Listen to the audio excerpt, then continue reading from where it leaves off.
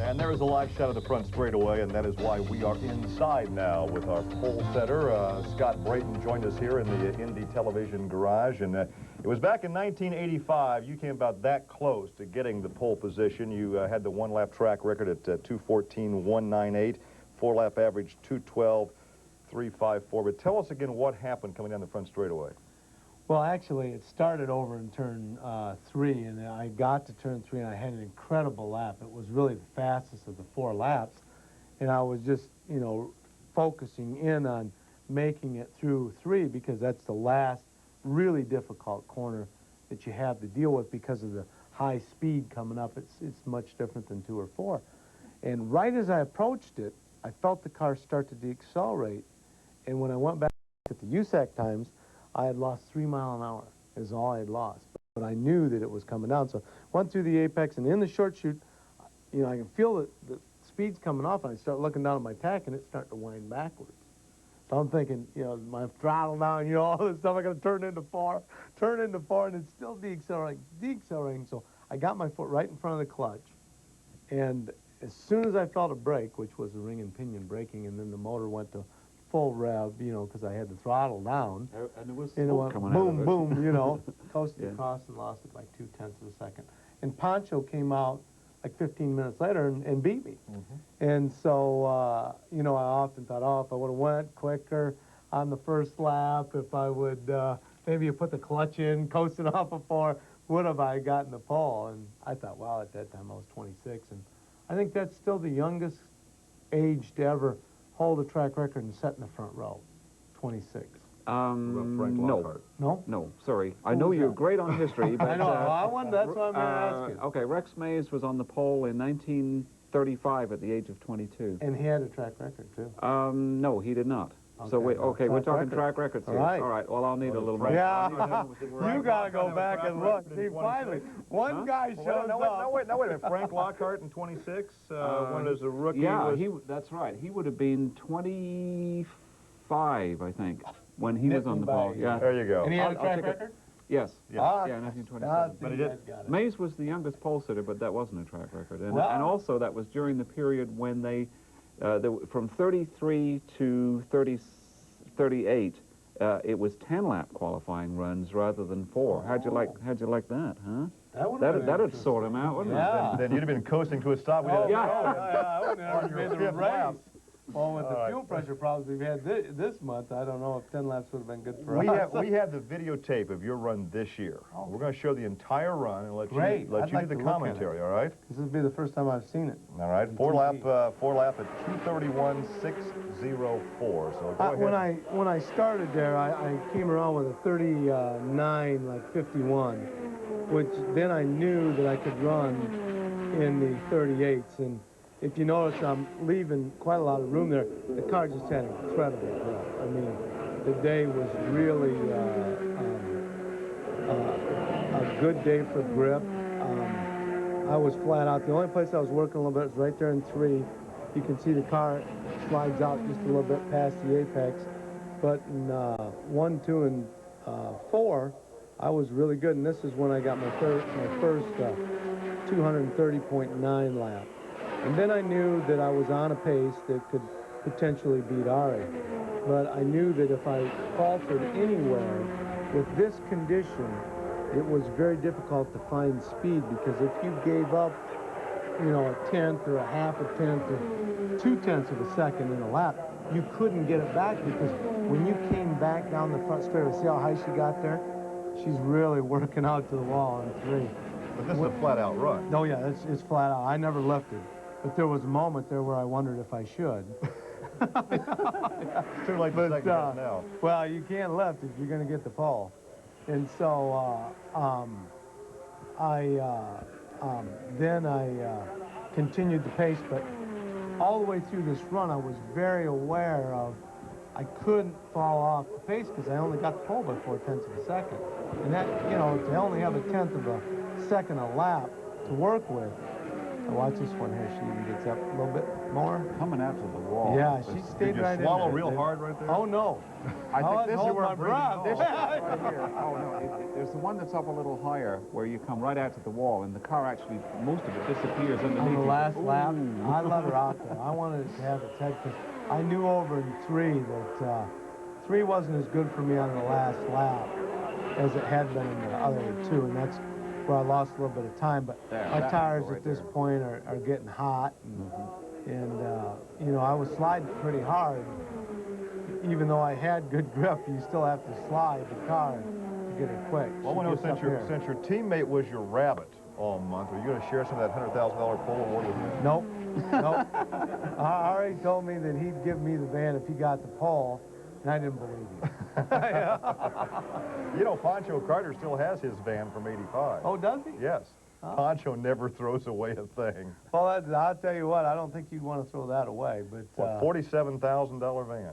$47,000 van. What And I did a hot lap in it around the Speedway. Oh, what was the speed about of that? 15 guys and gals and everybody else screaming and yelling, and turn 3 was about as scary as it was when I did my qualifying run.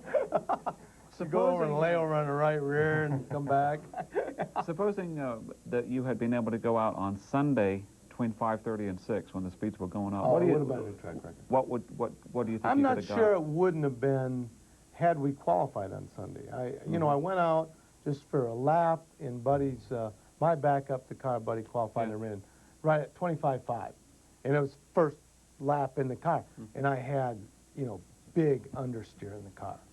So the conditions really changed. I mean, I had to lift that it had so much understeer. So it would have been interesting. Scott Goodyear did a phenomenal job qualifying. I mean, he really had me, you know, wondering. I knew when he didn't bring it up on lap 2 that I was okay. Yeah. Because Scott and I have done a lot of qualifyings where it was Scott and Scott. You know, we were all the time in car battling with each other.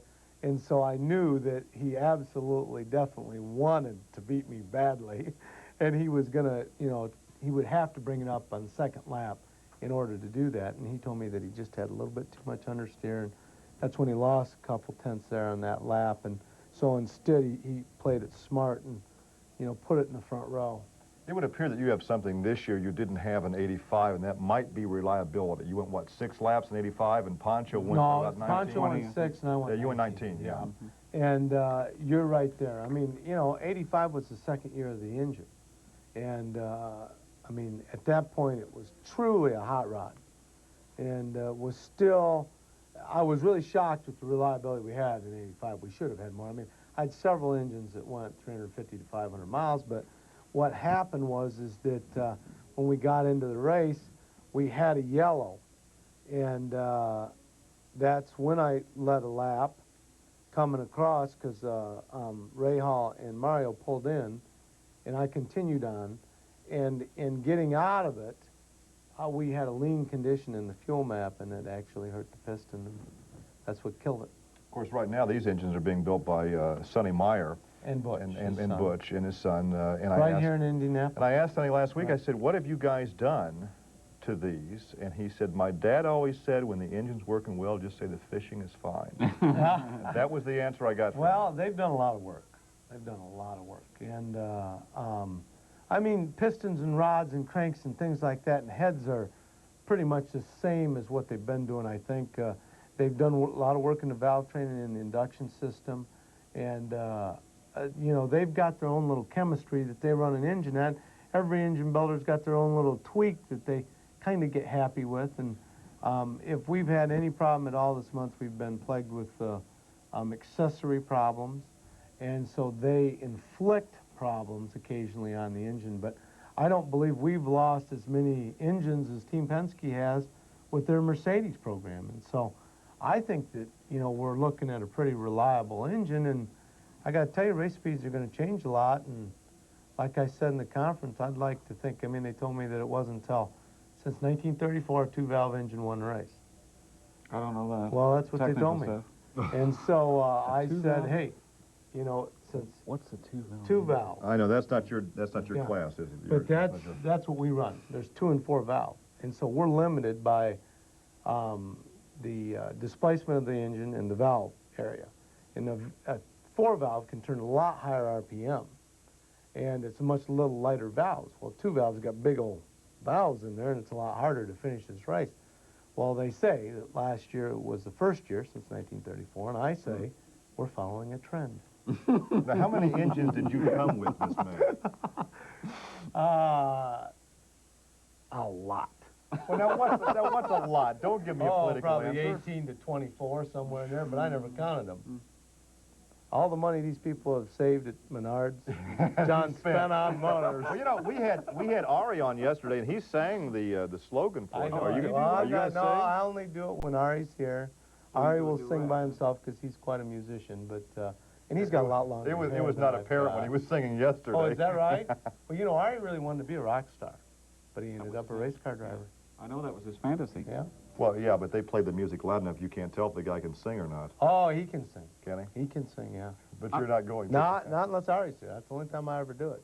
I'm fascinated by something. Most race drivers don't really have a great deal of interest in history, what's gone before them, and most of them, they're familiar with their own career, but that's about it. But you do have a great interest in history, and you're very interested in stats. And every time I ask you a trivia question, you always get it, especially if you're the answer. You know immediately. And then you want to know, how you're doing and how many people have had more stats than me. But with your great interest in history, how come you're wearing a shirt that's green? Because I don't believe, I think that, that's an interesting question, though. Because it's one that I don't think anybody's bothered by that anymore. No, but there was for a long time a belief that green was unlucky. Yeah. And, of course, Jim Clark blew that away. And then there was a big belief that if you had peanuts in the pits, and I say to those people, they're the ones that send chain letters. Because I don't believe in chain letters. Yeah. Well, that's all. You know what? I always have fun though, because when somebody sends me a chain letter, and they've limited it now to where there's only 5. You know, they don't go with a 10 deal because nobody ever sends out 10. So I go out, and I go over to the copier, and I push off 5, and then I go to 5 people in my office. I hand them to them. I said, "No, I've done my job." And they all look at me like, "Well, do you really think I should send them up?" I said, "Absolutely not."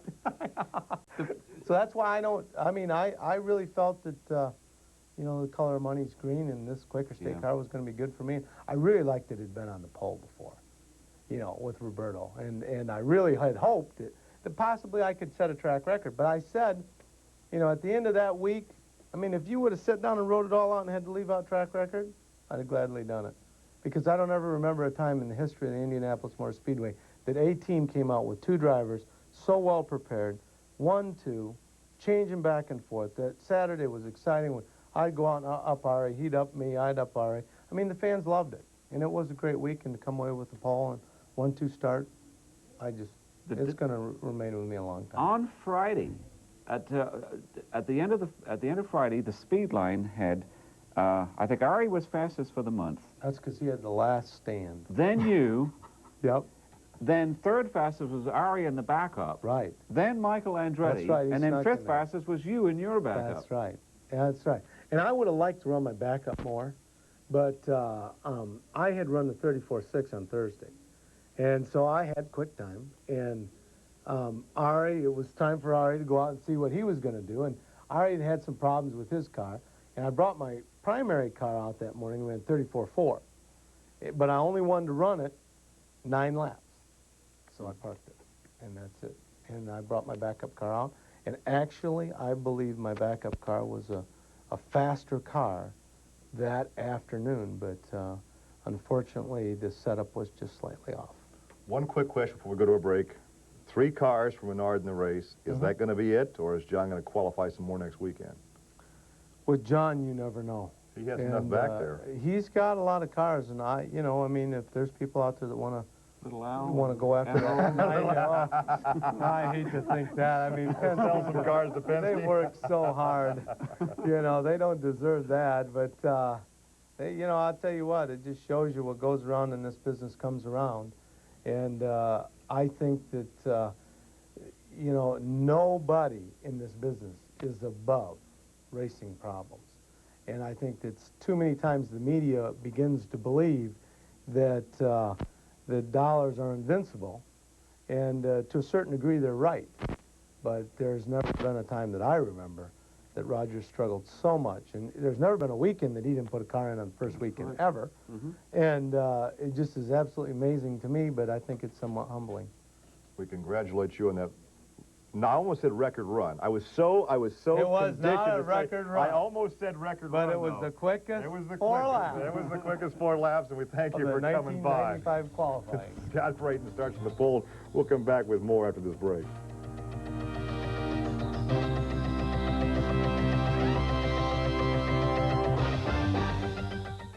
We're not satisfied till you are at Reeves Buick Pontiac.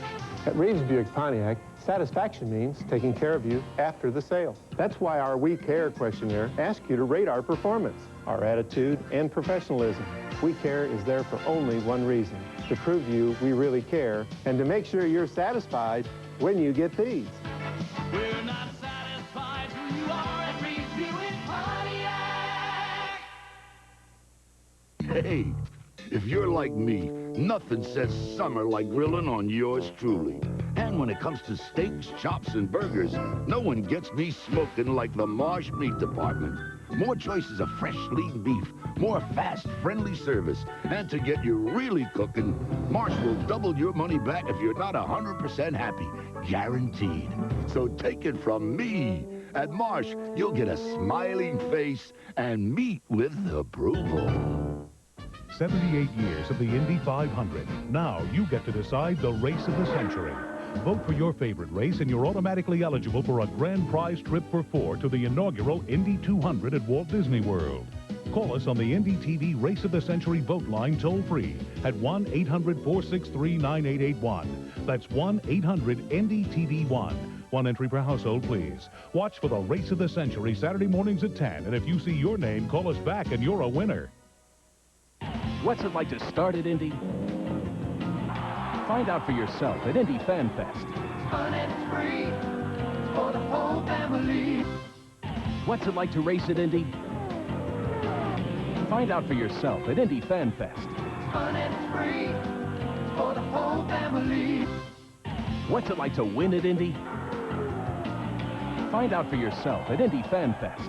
Fun and free for the whole family. People, are you tired of disempowering physical response patterns keeping you from easy money? You can make easy money with my Easy program. Now go beyond your comfort zone. Reach deep into your pockets. It's so easy to make easy money. So that's how you really got rich. And it only cost a buck. Get him! Win up to $500 playing easy money and $6,000 playing pocket cash for the Hoosier Lottery. We're back at Garage 23 at the Indianapolis Motor Speedway, where, as you can see outside, it is raining, so there's no activity going on the track. I have no idea what we're going to do here. Apparently, they're going to ask me trivia questions. Ah! All right, this is Ann Craig. And, No, actually, I'm Ann Craig. You were looking at him. well, I was... That's okay. Ann and Scott from 97.1 WNS.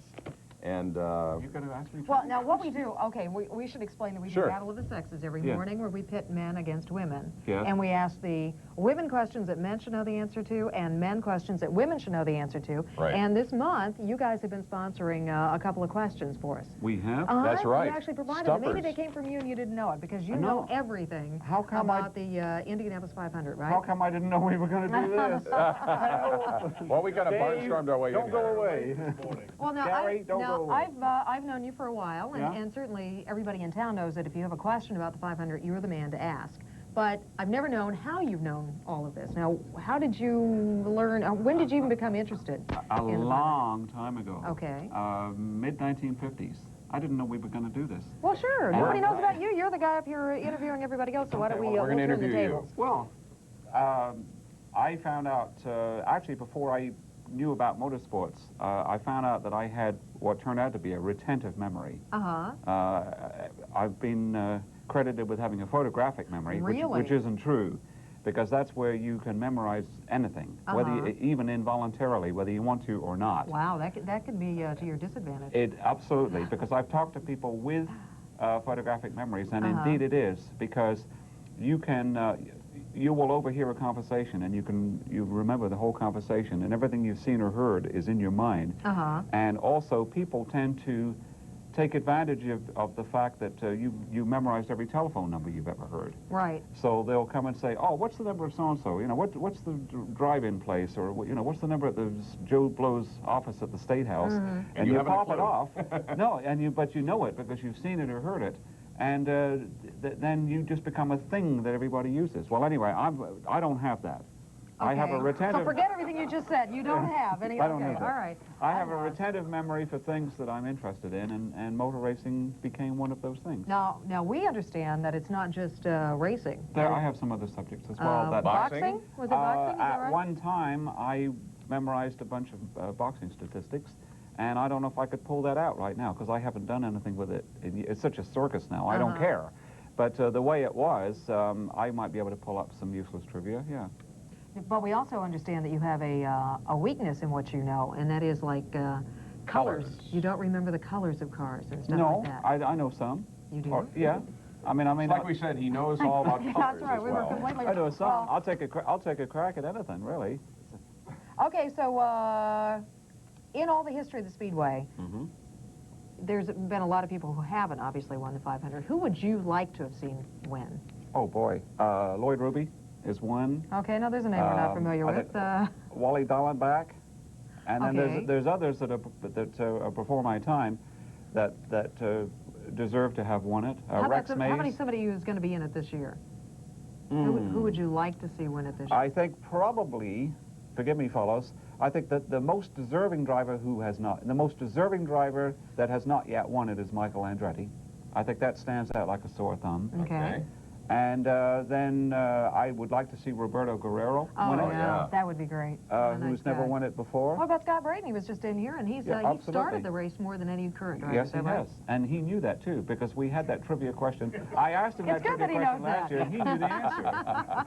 Let's hope so. What one change or innovation in the track or cars has made more of an impact on the race than anything else, you think? I thought these were going to be trivia questions. Well, no, we just want to know what you think about different things. The rear wing. The allowing of the bolt-on rear wing, and that was not permitted for many years. People wanted to use a wing, and they couldn't. And McLaren found a way around a rule which read that any aerodynamic device must be an integral part of the body. So they molded a wing into their engine cover, and the speeds jumped. In 1971, they jumped 8 miles an hour, 9 miles an hour. So then the next year you could put on the bolt-on rear wings, and then the speeds went through the roof, 17 miles an hour in 1 year. What's the strangest car that's ever made it into the race? Well, I don't think I could pick out one. There was the Pat Clancy six-wheeler, which everybody laughed at, and it came here twice and made the race. 6 wheels? Yes. They had 6 wheels? Yeah. It's kind of like inline skating or something? It was two front wheels. It was a sort of a dirt track type car, and then tandem wheels in the back. And that was here in 48 and 49, and it qualified both times. What was the purpose of that? Well, it was owned by a man named Pat Clancy, who had a small trucking company in Memphis, Tennessee. And in those days, racing was not nearly as expensive as it is now. And one of his truck drivers said, hey, boss, I got a good idea. Trucks have tandem axles and wheels. What would happen if we put one in a race car? So he said, I don't know, let's find out. So they didn't have wind tunnel testing and experimenting. They just sort of built the thing in their back shop and came to the racetrack with it. Another strange car was the Fajols Twin Coat Special in 1946, which had an Offenhauser midget engine in front of the driver and another one behind the driver. And one drove the front wheels and the other drove the rear wheels. And the one pedal operated both throttles independently from each other. And so it was actually a twin-engine car and also four-wheel drive. And it qualified for the middle of the front row in 1946. Wow. And it was still running like 5th or 6th when driver Paul Russo hit the wall. And they never rebuilt it and never bought it back again. So there's a couple of oddballs. Well, change is the one constant in all of these races. Every year, things change. The more things change, the more they stay the same. What you think we'll ever run out of statistics and fun things to be remembered? I mean, you'll always have statistics and always have things to keep, remembering and storing away. Well, the stats was my first love, but I've added some, anecdotes along the way. Yeah. And what I like about the 500 is that it changes so very little each year. If I had my druthers, it wouldn't change at all, but that's not possible. I mean, if I had my druthers, we'd still be running front-engine cars. But thank you, Gary. And, yes, yes. And I'd like to see the drivers come up the way that they did, so that you could go to the local tracks and get a fix and pick up on people that were going to end up at the Indianapolis Speedway. I would like to see that. Okay. But it's always on Memorial Day, although that used to be any day of the week. That's true. When it was May 30th. Okay. Right. But we still have 33 starters. Somebody sings "Gentlemen." Somebody sings "Back Home Again" in Indiana. The balloons go up. There's a pace car. They drink milk most of the time. Most of the time, not all the time, huh? And gentlemen, start your engines. I mean, I like the traditions and the things that you can rely on. I love the qualifying procedure. There's been some discussion about perhaps changing that over the years because there's downtime, and that maybe there's something on a hot afternoon where there's nothing much going on that maybe the fans should have something that's more entertaining. Right. For me, I love that. That's part of the chess game. Right. And when there's not a car on the track, there's something going on. Get the binoculars out. Look up and down the pit lane. That's for sure. And I love the tension. I think there's sort of more excitement for me by the fact that there's nothing happening, because you know that something's going to. Something will happen, sure. And I hope, my personal feeling is, I hope that they never change that system. What do you do when it's not the month of May? What do I do? What do you The do? rest of the year? Yes. Oh, I work for the United States Auto Club. Oh, that's right. And okay. I'm the statistician. A lot of people think that I work for the Speedway and that I'm the track historian, and, and I'm not. That's Bob Laycock. But I work for USAC just across the way, and I'm over here a lot. So thank you, Ann Craig and Scott, also from WNS. Yep. And I didn't know we were going to do this. Forgive me. I would have prepared something if I had known. But thank you for having me, or I should thank you for... Thank you for having us. Oh, Thank okay. you. That's, I don't know what we're doing here, folks. We enjoyed being had. We'll be right back with more at the Indianapolis Motor Speedway right after this.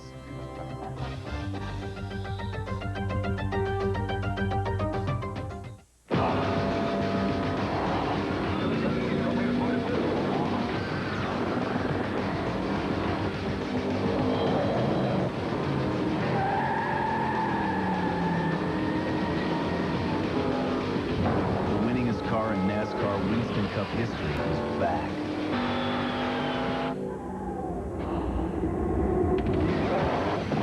Introducing the race-modified Chevrolet Monte Carlo. In a hurry? Then race into Marsh for Smiles to Go, a quick box lunch from the Marsh Deli. Delicious sandwiches, salads, side dishes, desserts, and more made fresh daily and ready to go when you are. Don't forget Marsh Fried Chicken. And no Indy 500 party's complete without a Marsh Deli tray. So whether you've got miles to go or just around the corner, get your Smiles to Go at a Marsh Deli near you. The inaugural Indy 200 at Walt Disney World. For auto racing fans, this may be the ultimate fairy tale come true. The breathtaking spectacle of Indy racing, just a short straightaway from Cinderella's castle in the Magic Kingdom. Stay at one of Disney's magical resort hotels with free transportation to and from the race. Imagine being in the heart of Disney's 8 theme and water parks. You can have it all. January 27th, 1996, the Indy 200 at Walt Disney World. Call 1-800-822-INDY for your ticket order form. The stories. We just saw the fastest time of the month turned by Arie Luyendyk as we were talking there, Joe. Arie Luyendyk's time, 234.913 miles an hour. The action. The drivers. Will you be able to find another 2 or 3 miles an hour before Saturday morning? Sure, why not? Join Gary Lee and Mike King weekday afternoons at 5:30 for Countdown to Indy. Mommy, how do brakes work? They'll explain everything, dear. Brakes for shoes? They'll tell us all about it. How can you buy brakes if you don't know anything about them? Because I always shop with people I trust. When it comes to brakes, it's not what you know, it's where you go. You can always trust the folks at Meineke to give you quality, dependable brakes at a great price. I trust the champ. Take it from the champ. At Meineke, you're not going to pay a lot, but you'll get a lot. I guarantee it.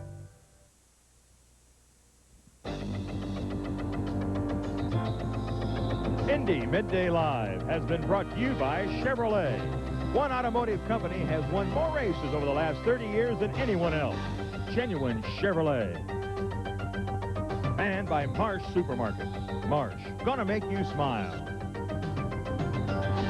And that's looking north up the front straightaway. Donald Davidson is worn out because he was just interviewed and was not prepared for that little spotlight feature. I didn't know we were going to do that. I didn't know he worked. I thought you only worked during the month of May.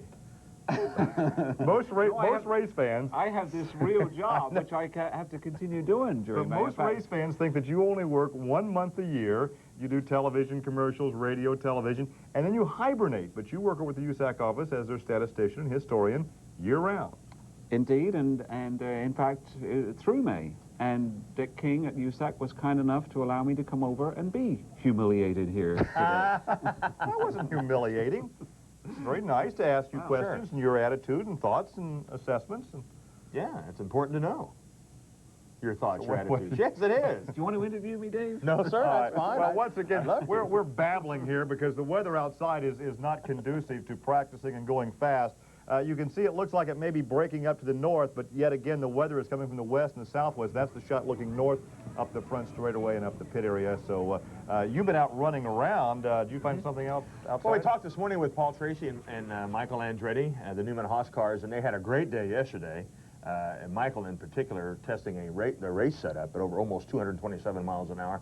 They're really excited about this coming race, both of them, because although Paul was a little concerned about his qualifying time and hopes he doesn't have to go back out, he's been kind of splitting his time between running more fast laps in case he gets bumped and has to requalify and practicing for the race.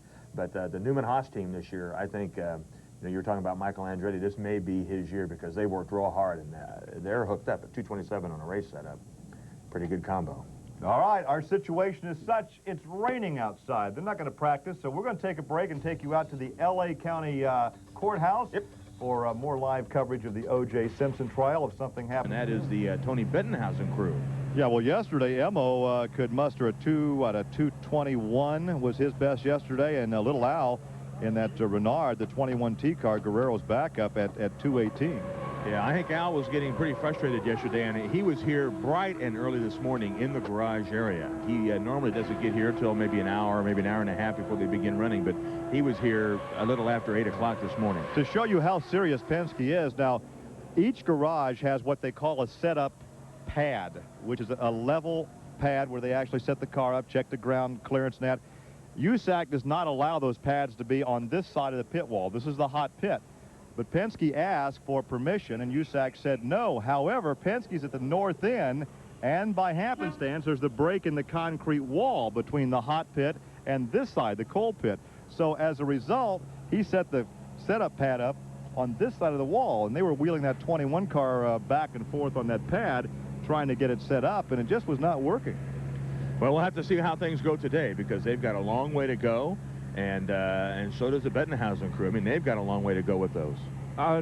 I don't know the answer to this, but my guess is I didn't know that about somebody trying to put that setup in the pits and then the fact that they would be turned down.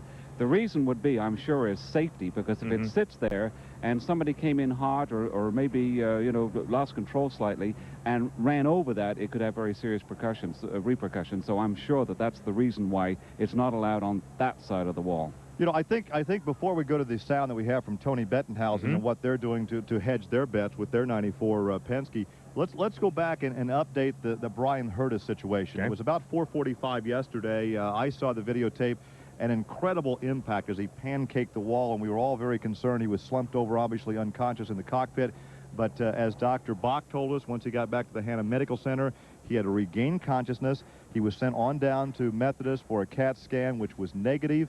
And apparently, except for a concussion, he's in good shape. And that is incredible the car did what the car is designed to do. They're designed to go fast, but in a crash, they're designed to take all the energy, dissipate it before the driver gets hurt, and the car did exactly that. Well, those Renards certainly have been tested, not only this year with Brian Herta, but with Davey Hamilton, and last year, in last year's Indy 500, an amazing deal. Stan Fox hit the wall, and they have this telemetry that, and there we see the Brian Herta incident again. This was from yesterday, about Yeah. 4:45 yesterday afternoon. But the telemetry on Stan Fox's car a year ago in the 500, he absorbed over 60 Gs. For a very short time. It was like a Yes. fifth of a second or something Right. like that, but it did peak at that. And except for sore feet, I mean, just sore feet, he was okay. Yeah, he was walking at the awards banquet last year, and there you can see the crash yesterday with Brian Herta. That tub being taken apart, shipped to England to be repaired by the factory there, and then we'll be back in time, what they hope, for the race. Now, here's the question here. What happens if that machine gets bumped? He's in at a 225.5. I mean, that looks okay, but what would happen? Well, they had to go out and qualify the backup. Yeah. Well, in fact, I wondered when I first heard about that. I had already looked at the bump list not long before that accident took place. I was back at the USAC office, but I was considering, you know, Brian Herta's not that far up, and if everybody gets going here, they might want to have that backup out. That could running. be a stretch, though, if everybody gets going. That really could be a stretch Well, because you we have never know. 8 spots left. And if you look at the speeds right now, I mean, the top yesterday was Christian Fittipaldi's at 222.7. He has a long way to go. Yeah, it's okay, but if you get a situation where either Saturday or Sunday this weekend, if you had between 5 and 6 with the same conditions as we had last Sunday, the speeds are going to go up. When I'm going to ask a question and perhaps answer the question at the same time, when that car was involved in the crash, my first thought was, why are they out there working with the qualified car? Why not take the backup car out? That's what backup cars are for. But then to answer that same question, if they are concerned about him being bumped, they need the backup car. So maybe they were conserving the backup car and testing the primary car. But generally in that situation, once the car is qualified, the backup car is taken out just in case something like that happens. And if you look at the video, and we've not confirmed this, Ganassi Racing has not confirmed it, but it looks to me a situation much as the same as Davey Hamilton. I think something had to break in the rear of that car because he was entering turn 2, the car snapped out on him, did a pass 180 and pancaked against the wall. So, you know, why they were out in the primary car, I don't know. Violent crash. And then the good news here, let's talk about some positive things. Davey Hamilton, hopefully, back on the racetrack this morning. The crew last night was thrashing on the car, getting it all dialed in. He has a physical again here this morning at the Speedway. About right now as we speak, actually. There you go. And talking to the Himmelgarn crew, when they finish the car, Stan Fox, his teammate, will go out, shake it down. Hopefully today, our Davey Hamilton, a dream come true. I have hopes of having Davey on with us. I talked with Davey this morning in the garage area. He said the checkup that would release him to drive was scheduled for about 9:30 initially, but then because of the Herta crash, they were going to check on Herta. He said, I'm scheduled to go over to the Hannah Medical Center about 11 o'clock. I said, as soon as you get released, come and talk to us. As you say, Stan Fox will go out, shake the car down. I think initially on this show, and let's correct anything we say that's erroneous, I think I had initially said that Chip Ganassi had that car. They got the second car from Hayhoe, Jim Hayhoe. Yes. So they'll have that purple 95 ready, and his teammate Stan Fox will be out to shake it down, and then Davey Hamilton should be on the track sometime today. In fact, is not Jim Hayhoe a partner with Ganassi? I think he is. Because I think he is. he is the partner. But this was he had Jimmy Vasser. Car. This was Jimmy Vasser's car from last year. But what he's doing this year, I think he is connected with Ganassi. He's partners with Ganassi because of Vasser. So in essence, I wasn't wrong when I said it came from Ganassi. I don't think you were. Thank you for that. All right, now, once again, as we mentioned earlier, Tony Bettenhausen figures into this Penske situation because he has a deal with Roger to buy the year-old Penske. So he is stuck with a 94 Penske, which is not behaving at all. And to hedge on what may happen there, he went out and made contact to get a Renard. I think we have some videotape of his comments regarding that transaction. Well, we're here with an awfully busy Tony Bettenhausen. And Tony, the team this year, you, of course, always use Roger's cars from the previous year. You have the 94 Penske's, at least the last couple of years you've done that. And you've had the same problems Roger has with your 94s as he's been having with their 95s. Could you let us know a bit of exactly what the problem is with the Penske chassis? Well, I wish we knew for sure. The Mercedes engine seems to be running fine. The car just seems to be a little bit nervous when you trim it out to get that extra bit of speed that you need. you know, for qualifying. And, you know, we've been close. We've run 25 and 26, but when we went to qualify on Saturday there, it was just so heavy the car ran 22 or 23, and it was just, you know, I guess it was like we had a parachute behind it. But, you know, it's something we haven't given up on. You know, we're working together, the two teams. We're helping them any way they can, and they're helping us, so. Now, this year, you and Penske's, the 95 Penske chassis, and you guys in the 94 have been very competitive on the other racetracks other than the high speed. Obviously, this is the first high-speed track really that we've been on. Is it the higher speeds that are making the car have handling problems? Well, I mean, I think that really points to a car that maybe doesn't go as well through the air at 200+ miles an hour as it should. I mean, I'm not an engineer and I'm not an aerodynamicist, but all indications are that the car must be creating some drag that's a problem when you're trying to run the speeds we run here at Indy. Now, Roger Penske's done other things. He has gone out and tried to find additional cars to ensure that Al Jr. and Emerson get into the race this year. What have you done for Stefan? Well, we just consummated a deal with Archiero Wells race team for a 95 Reynard Ford Cosworth. So it's back at our shop on Gasoline Alley being prepared now, and we hope to have it out Thursday or Friday. Well, that's a good deal. So Tony Bettenhausen, watch for him and Stefan. They're going to do everything they can to get that car into the race this year. And well, somehow, we'll get a Bettenhausen in victory lane here at the Speedway this year. Let's hope, huh, Tony? Well, maybe as an owner, maybe it won't happen as a driver, but we're going to try it in Team Alumax, whether it's a Penske or a Reynard, it's going to be there. There you go. Thanks a bunch. Thanks. Let's correct one thing. That's a 94 chassis. Yeah, Tony was acquired. It was a 94. You know, I think this really underscores last year, and we talked about this, I think, yesterday or the day before. A lot of folks thought that the Penske crew was sandbagging last year. They were going 247 in the trap, and we thought, well, obviously they should be running faster on a regular average lap. They weren't. That was not the case. That chassis, the 94, which was new last year, was not working in the corner. That engine, that pushrod Mercedes, was so fast down the straightaway, it made up for a bad chassis, basically. And now they don't have the horsepower with this Ilmor Mercedes-Benz, and consequently, they can't cover up for that chassis. I went back and did a little bit of some checking, and at Michigan last year, Al Jr. qualified like 17th quick in the 94 Penske at Michigan, because there they couldn't use the big horsepower engine either. So even last year they were having problems with that chassis. All right, we're going to take a break, and the question coming up after the break will be: has any past winner failed to make the race the next year? That's one of the key questions we've been asking. We'll take this break and come back and answer it.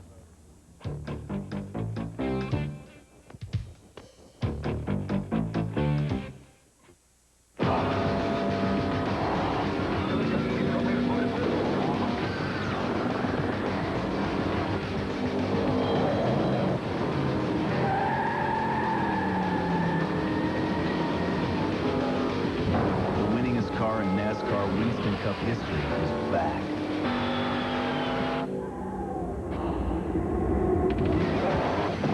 Introducing the race-modified Chevrolet Monte Carlo.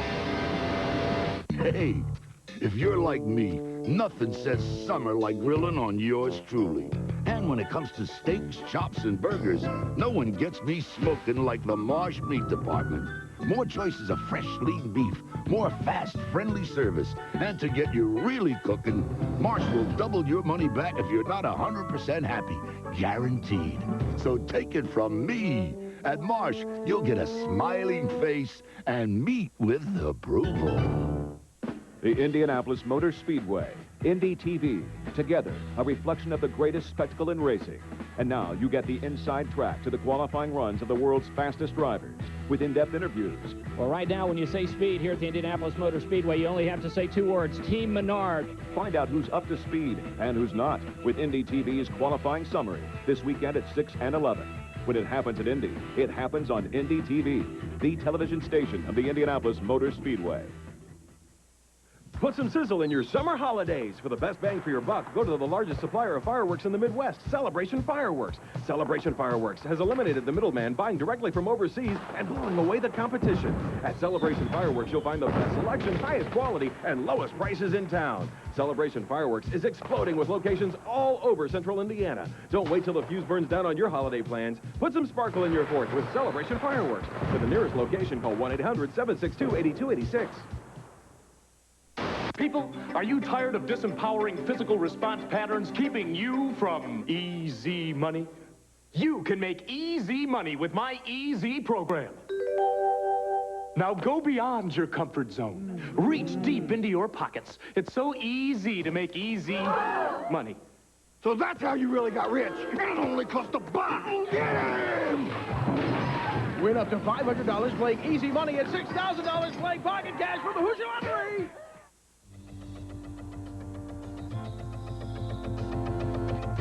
We are back live at the Indianapolis Motor Speedway, arguing actually during that commercial break as to whether the 225 will be safe. We weren't arguing. We weren't discussing. Yeah. Discussing it. Sure. Adamantly. Adamantly. You're saying. I'm saying I don't know. Oh, okay, weather. I say it's safe. Weather is everything. 225 is safe. I think it depends on the weather. I don't know. 225 might not do it. There's a lot of people. There's 8 spots open, and we're not talking 10, 11, 12 people going for it. Potentially, there could be... I'll buy you both dinner if 225 gets bumped. Potentially, there could be a couple of dozen. I think right now there's about 20 or 21 driver-car combinations, and there's some other standing in the wings that we don't know about because of the financial situation. We don't know about Lynn St. James. We don't know about Dean Hall. Dennis Vitolo hasn't been out, and I don't know what's happening there with the Pagan team. Didier Tays is assigned to Hamilgardens. We don't know about that. We don't know whether the attention is now going to Davey Hamilton, and that takes care of Didier Tays, which kind of surprised me because when he was nominated, I kind of thought that Didier Tays, who's always well-funded is the term that we have to use now, I thought that he would probably be the lead driver on that team. Apparently that's not so. And then we were hearing also, and this is only a rumor that we never did check out, but we liked it, Mike Groff in another Derek Walker entry. car. We haven't seen that. So, but even if you take those away, we're still talking 18 to 20. Now, some of them, they've got a tough road to hoe, but they're still going to be out there trying, and you don't know about a steak dinner for both of you guys if 225 gets bumped. I'll tell you a couple of things. Number one, a bird told me this morning he saw Lynn St. James in uniform in the Dick Simon garage this morning. My feeling all along has been, and this is just pure speculation, that apparently she has sponsors, but they don't have all the ones they thought they had. So I thought that one of several things might happen. One is that other people would pick it up. I don't think that's happened. Maybe they picked up some. I don't know what's happened. You know, sometimes sponsorship comes in odd ways. It takes a considerable amount of money, but once in a while we hear about these neat little programs where there's a piece on TV, and it was a lead story on one of the network affiliates locally, and sometimes out of that you'll have like school kids will pitch in $20 or something, bless their hearts. I'm telling you guys, a ground steak sandwich at your favorite drive-through if 225 gets bumped. All right, now I want to finish the thought here, but 225 what? A 225? Everybody in the field right now is safe.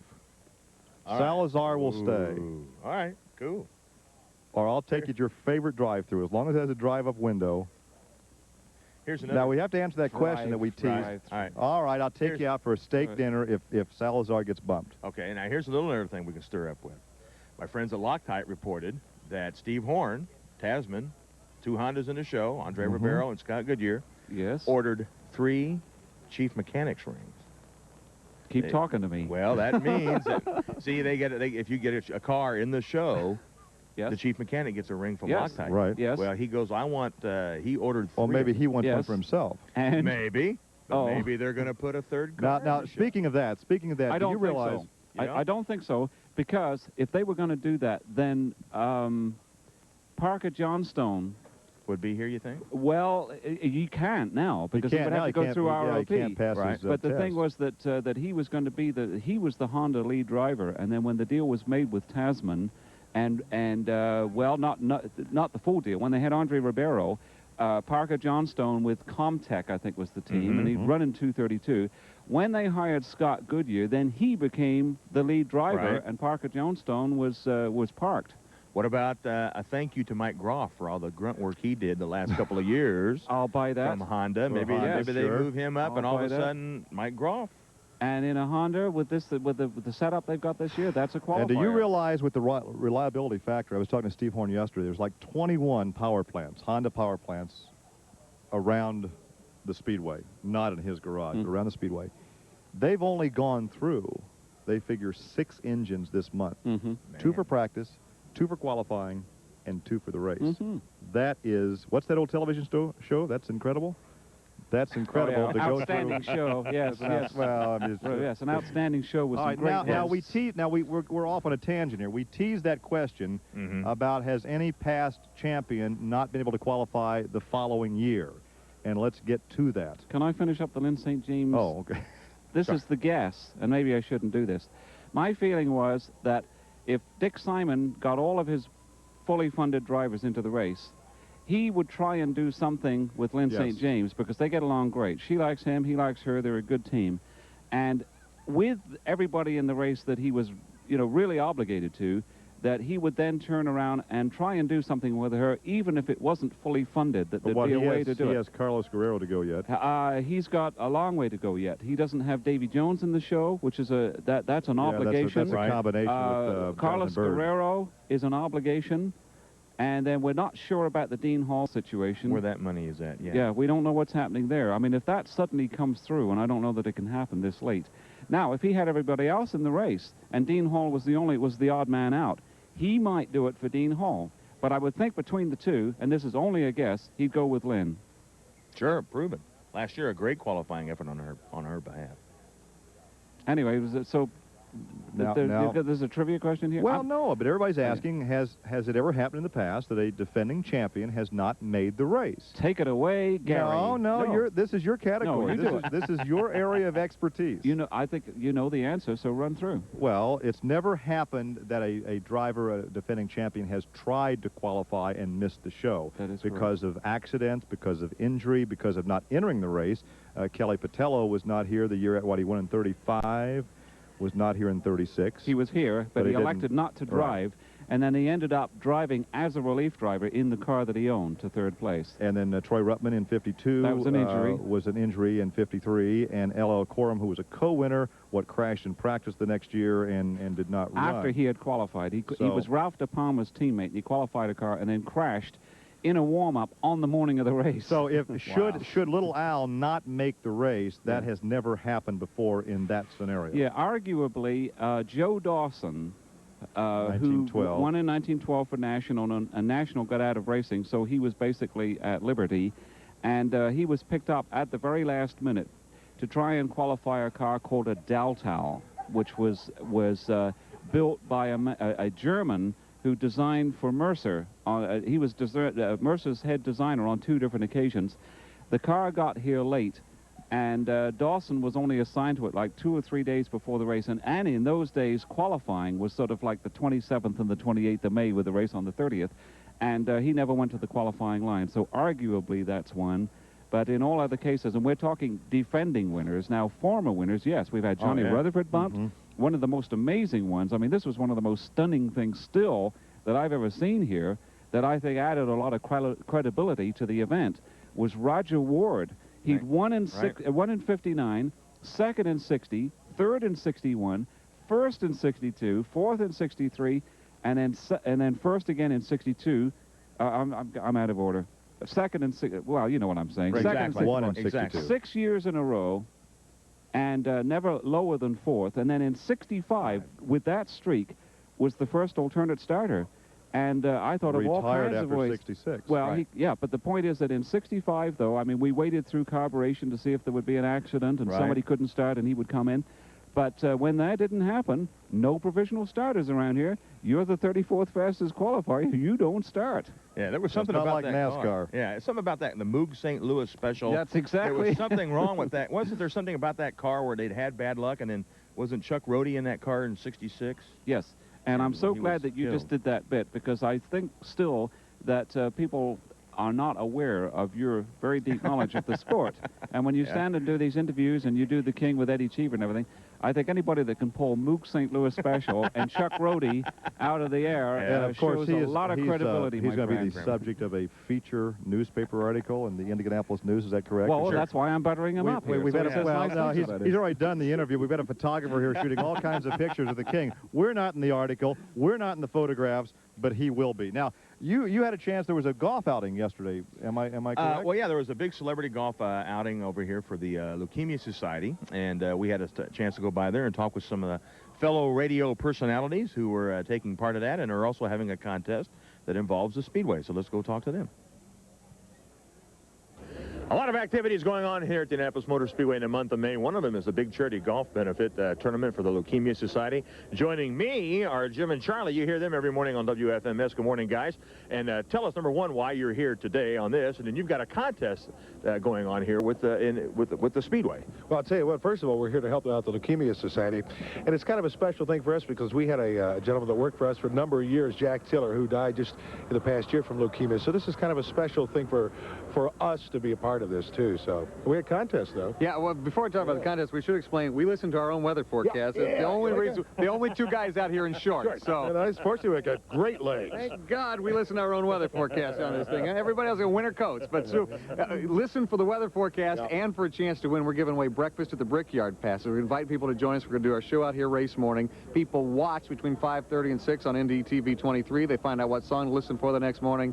Bingo, they call when they hear it. Easy as that. Cool deal. Well, listen to them, and they'll win some tickets. Come out here, race morning, have breakfast with the boys, and have a lot of fun before you go to the 79th annual running at Indianapolis 500. Thanks, guys. Beautiful. Man, you talk about breakfast. I have to mention this before we go to a break. I have to thank Dwayne Sweeney, the official starter here. Nice Dwayne Sweeney. Dwayne Sweeney actually took care of me for breakfast this morning. He gave me a coupon for the Gasoline Alley Cafe. And I mean, if you eat a Brickyard breakfast and you're still hungry, I had scrambled eggs, I had hash browns, biscuits and gravy, bacon. Did you get any free sausage, stuff? and juice. No, I guess Dwayne Sweeney doesn't Apparently like me. doesn't care for you us. You guys have your own radio shows. I don't. All right, we'll take. Thanks, Dwayne. I enjoyed lunch. We'll take our breakfast. It was. Let's take this break. Come back live from the Indianapolis Motor Speedway.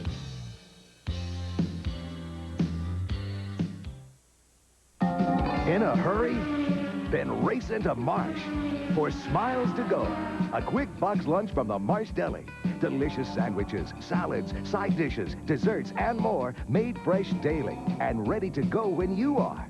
Don't forget Marsh Fried Chicken. And no Indy 500 party's complete without a Marsh Deli tray. So whether you've got miles to go or just around the corner, get your Smiles to Go at a Marsh Deli near you.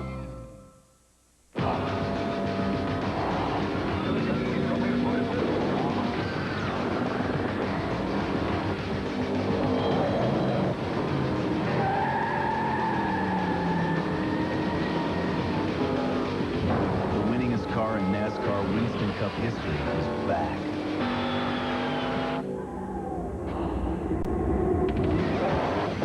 Introducing the race-modified Chevrolet Monte Carlo. 78 years of the Indy 500. Now you get to decide the race of the century.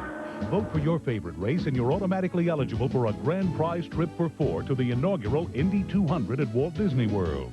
Call us on the Indy TV Race of the Century vote line toll-free at 1-800-463-9881. That's 1-800-ND-TV1. One entry per household, please. Watch for the Race of the Century Saturday mornings at 10. And if you see your name, call us back and you're a winner. As a racing fan, you may be familiar with our work.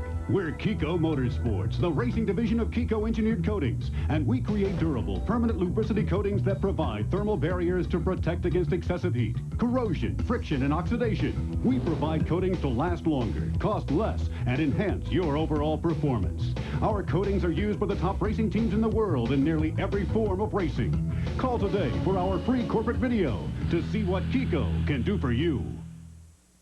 Mommy, how do brakes work? They'll explain everything, dear. Brakes for shoes? They'll tell us all about it. How can you buy brakes if you don't know anything about them? Because I always shop with people I trust. When it comes to brakes, it's not what you know, it's where you go. You can always trust the folks at Meineke to give you quality, dependable brakes at a great price. I trust the champ.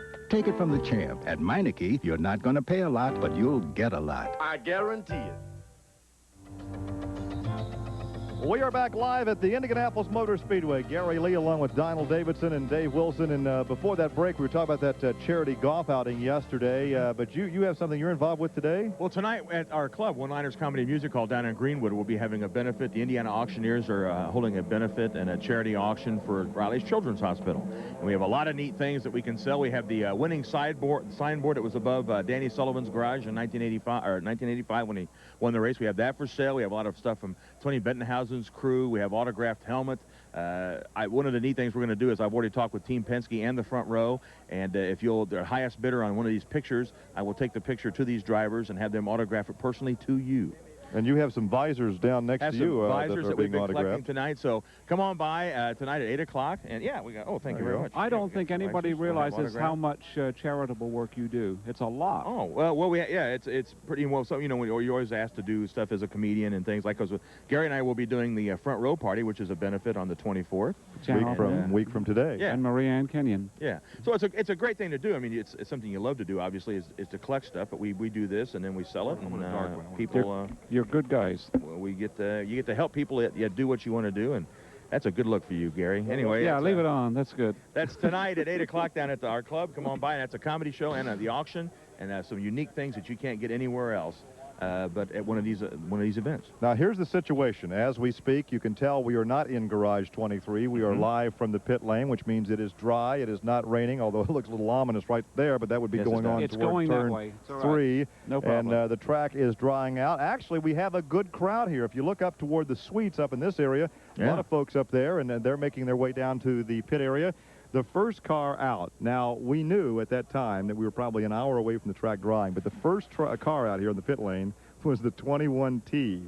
That's the one Penske has been working with, so you know they're struggling when they're an hour away from getting on the track, and they're the first crew out here. Well, like I said, usually Al Jr. doesn't show up until maybe 10 o'clock, a little after, if they're going to go out at 11. And boy, this morning, a little after 8, he was here. He was in the garage. He's concerned, I'm sure, and wanting to do everything he can to make sure that thing gets up to speed. Now, we're fighting and arguing and debating and discussing. No, we're not. Over who's going to get bumped, if anybody gets bumped. Yeah. So we go over these speeds from yesterday. These are the top 10 not yet qualified drivers from yesterday. We mentioned before, Christian Fittipaldi, faster than his uncle at 222.7. Johnny Parsons, we'd love to see JP in the show again, for his 12 start, at 222.1. Emerson Fittipaldi at 221.1. Marco Greco at 220.3. Carlos Guerrero at 219.5. He's been up to 226, 227. No, 229 in that car, I think, in practice. That was early on. Last week, Franck Frion at 218.7. Al Unser Jr. at 218.0. Davy Jones at 217.8. Jim Crawford at 217.0.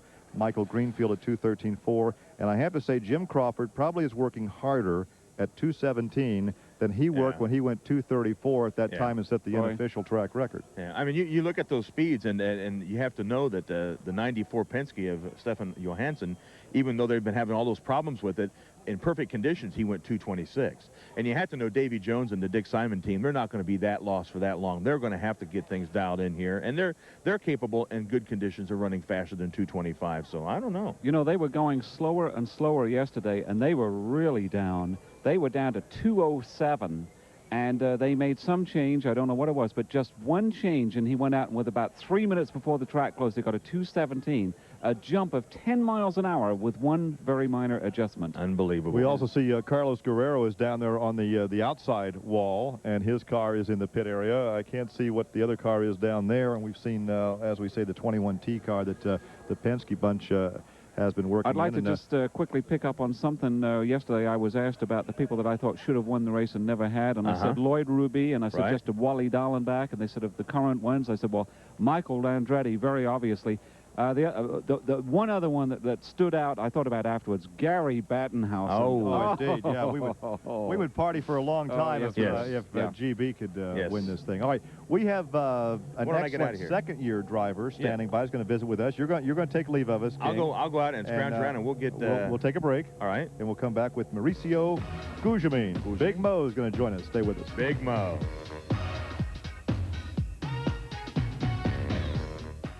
Hey, if you're like me, nothing says summer like grilling on yours truly. And when it comes to steaks, chops, and burgers, no one gets me smoking like the Marsh Meat Department. More choices of fresh, lean beef, more fast, friendly service. And to get you really cooking, Marsh will double your money back if you're not 100% happy. Guaranteed. So take it from me. At Marsh, you'll get a smiling face and meat with approval.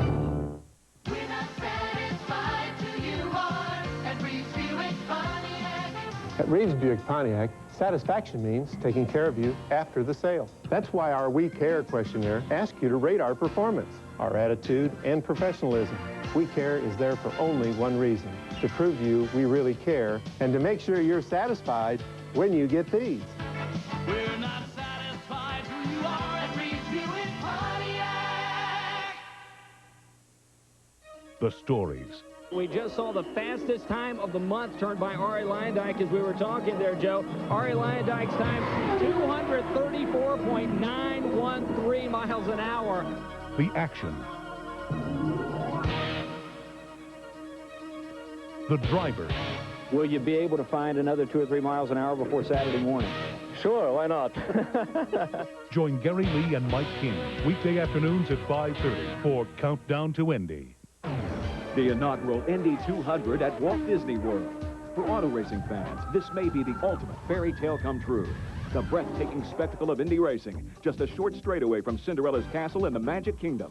Stay at one of Disney's magical resort hotels with free transportation to and from the race. Imagine being in the heart of Disney's 8 theme and water parks. You can have it all. January 27th, 1996, the Indy 200 at Walt Disney World. Call 1-800-822-INDY for your ticket order form. The ASA Stock Car excitement of the AC Delco Challenge Series returns to the IRB Oval Saturday, May 20th with the Speedway ASA 200. Stars like Butch Miller, Bob Seneca, Mike Eddy, and Scott Hansen face the new Young Lions out to make their name in ASA competition. Gates open at noon, qualifying at 4. Last chance race at 5:15. The Speedway ASA 200 rolls at 8. $5 discount coupons available while supplies last at participating Speedway, United, and Wake Up stations. The Speedway ASA 200 Saturday, May 20th at IRB.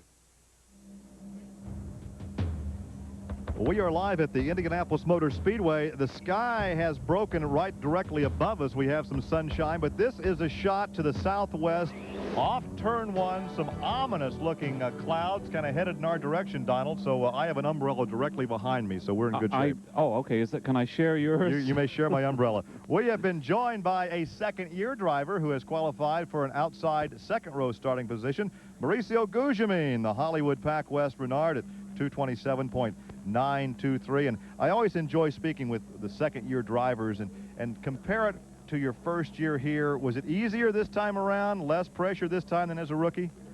It's not actually the pressure, it's just that you know exactly what you're going to face. The whole month, this qualifying system here is the only system that works for this place, and it's very tough on the driver, so I'm glad that I done last year, and of course things work a little bit better this year, so I'm happy with that. This is a very strong race team you're with. Pac West, a very new race team, really, but you've had some good success so far this season. Yeah, they are great. I mean, the team has to work a lot during the winter, and they did a good job. We did a lot of wind tunnel testing that you can develop the car for this place because you're running such a speed that that can be done all in-house in England with Galman. And basically, we just now taking the benefit of all that hard work. So I'm really proud with them. The guys have been really good all month. You have a seasoned veteran as a teammate, the winner here in 1985, Danny Sullivan. What kind of help has that been to you to have his expertise on your team?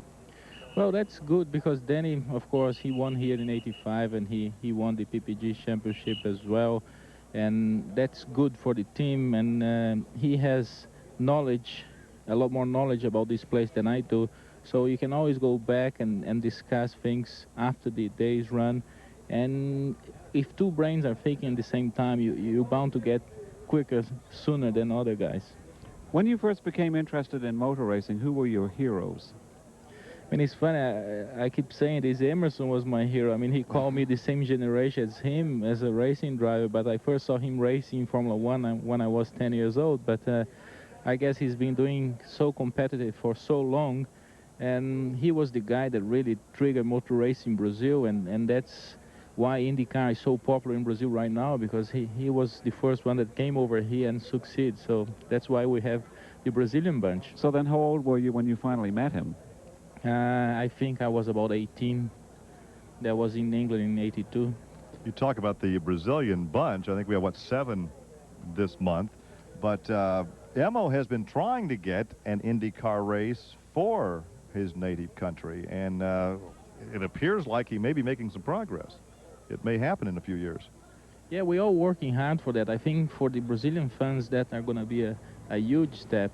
And it would be nice to have an oval race in Brazil, because something that nobody has seen over there. They can watch on TV, but it's due for the country. And then not only the Indy race, you can develop a new way of racing for young kids that are driving go-kart and going to Formula 4 and things like this. They can race on oval, so makes their life a little bit more easy than our lives when we came over here, and you guys just run around the outside on us, and we just thought, Christ, what happened with these American guys? What are they doing? You can tell they spent a little time in England, can't you? Yes. Well, now, you talk about go-kart racing, and so many drivers are coming up through go-kart racing. I assume it's very popular in Brazil. It is very popular. We're very strong. Our go-kart championship there, they for years have been really solid. And I can't explain why. I guess it's just simple to get a go-kart and go racing, and you don't need a lot of technical background. And Or a lot of money. Or a lot of money, which is a problem also. But all the kids that follow Formula 1 and Indy cars, they kind of get their fathers to buy a go-kart, and they go off to play over the weekends. There's all kinds of different interpretations of how to pronounce your name. Could we hear for the public watching this program? What's your version? Well, my name is Mauricio Guilherme. That was pretty close. That's the way they say. No, that's wrong. That's the way they said it in England most of the time. In Brazil, they say Guilherme, a little bit softer. You put the accent a bit on. Can we just say Big Mo? Big Mo is fine. I mean, that's the way what do you the prefer? team calls me. I mean, Big Mo is nice. I said that name just joking because the guys on my team call me like this. But I think it's easy for the Americans, and as long as they know who I am, I'm happy. What's your preference, though? Mo is fine, Big Mo. See, that's not we what I got off meant. the hook. That's okay. Well, now, Emerson Fittipaldi was nicknamed many years ago Mo. Yeah. And everybody just calls him Mo, and he seems to like that, and we all know who he's talking about, so we'll just go with Big Mo. Well, they might think that that's Morrison N. Except that he doesn't like Mo. No. He doesn't like that, actually. Now, we have something to show that it's not all work out here at the Speedway for rookies, for second-year drivers, for third-year drivers. Since we have 7 Brazilians, you guys got together and did a little musical piece for us that we had a chance to air last night on the Countdown to Indy, and this will be a highlight of this show today. I haven't seen this. You haven't seen this, No. Donald? I haven't seen it. I've heard it. I haven't seen it. Take a look at the Brazilian bunch. Here's a story of 7 drivers whose racing skills mean many for their teams. Each of them desire to be their country's champion. Yes, they all have dreams. Here's a story of famous racetrack that was running some races of its own. Every year it crowns a champion in the springtime. Yes, many call it home. There came one day when these drivers met this racetrack, and they knew that it was much more than a hunch, that this group must somehow race at Indy. That's the way they all became the Brazilian bunch. Brazilian bunch. Brazilian bunch. That's the way they became the Brazilian bunch. Now, That's outstanding. When did you guys do that? Was that last week? I can't sometime? remember. It was last week. I can't remember which day, but that's the first time I saw it. That's pretty good. Now, Singers. I'm gonna ask my producer right now to hit me in the ear. Joe, who did that? It was a middle school choir. We'll go get that. We'll get that and pass it on. It was a middle school choir that did that for us. I think that's so great that the guys would do a piece like that, because, you know, sometimes it's a very, very serious business, and there's suggestions now that it's not as much fun as it used to be, and I think it's really neat that the guys would get together and do Well, I something think, like too, that. because when the fans come out here, they see you guys in driving suit, in your helmet. You're in the workplace. You're in the office. You're at your desk. We don't often get a chance to see the personality. Yes. And I fortunately had a chance during rookie orientation to visit with all the new drivers, and there are some great personalities there. Of course. And hopefully on a show like this, in this format, we can have some fun and we can show some personality. The thing is, though, that they have to get the sponsors. Everybody's down to sound bites now, the correct hat, all the correct patches and everything. And you kind of lose track of the fact that they really, each one is an individual personality, and I think it's really neat that you guys would do something like that. Did you watch the Brady Bunch growing up? I only did when they asked me to do it, because I wasn't aware of the program, and I just love it from the first time I saw it. Really nice, and I think whoever had that idea really worked well. Now, what American television do you recall, or American television programs that you may have seen growing up? I'm not really that guy that keen on TV, to be honest, so I can't recall anything. That He probably watched soccer. No, I wasn't a great soccer fan. Really, in Brazil, when you're young, you just remember the Batman cartoon and things like this, and that's about it. Quickly, you're dressed up, you're ready to go out and work on some race day setups.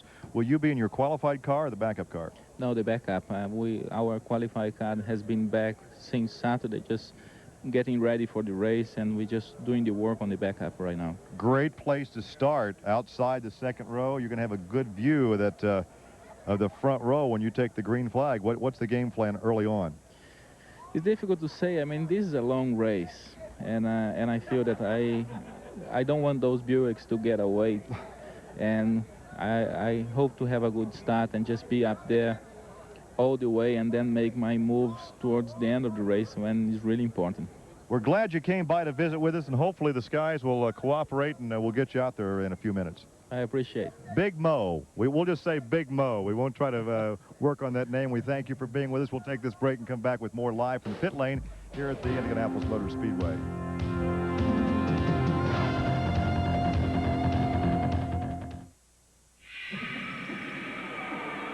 Today, we put more computing power in a car than we put in the Apollo spacecraft that went 238,000 miles to the moon.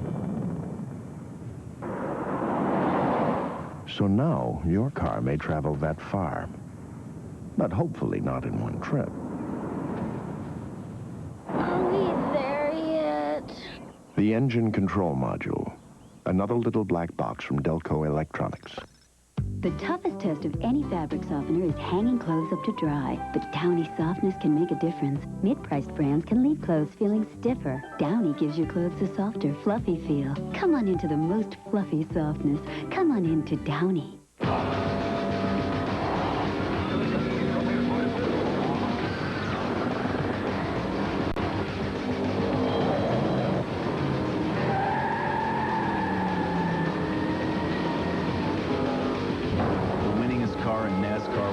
Cup history is back.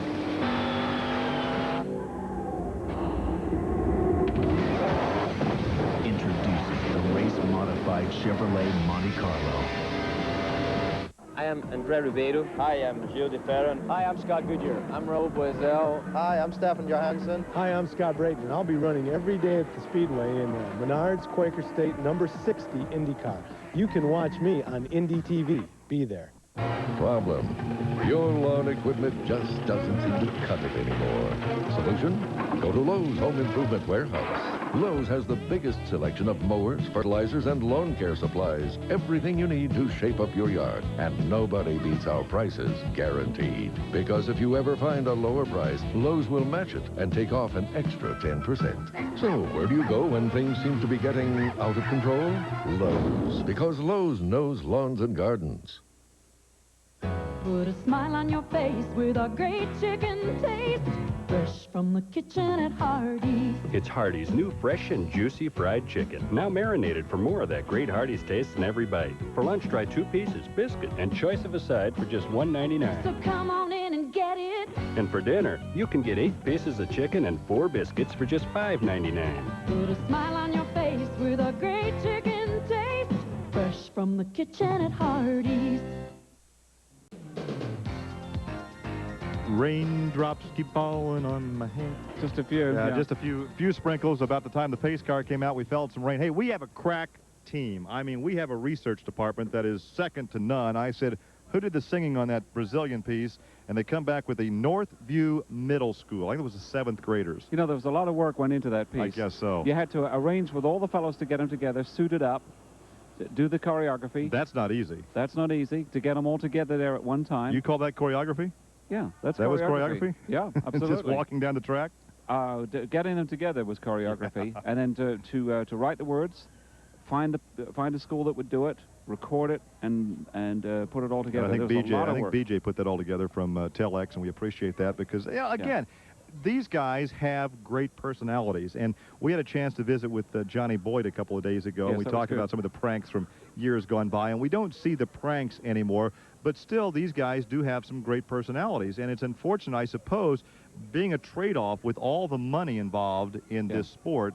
They now become corporate spokespersons, and they have to wear the logos, the hat, the jackets, and they're involved with their corporate sponsors, and they don't have the time for the hijinks that we had years ago. So it's nice to see this personality.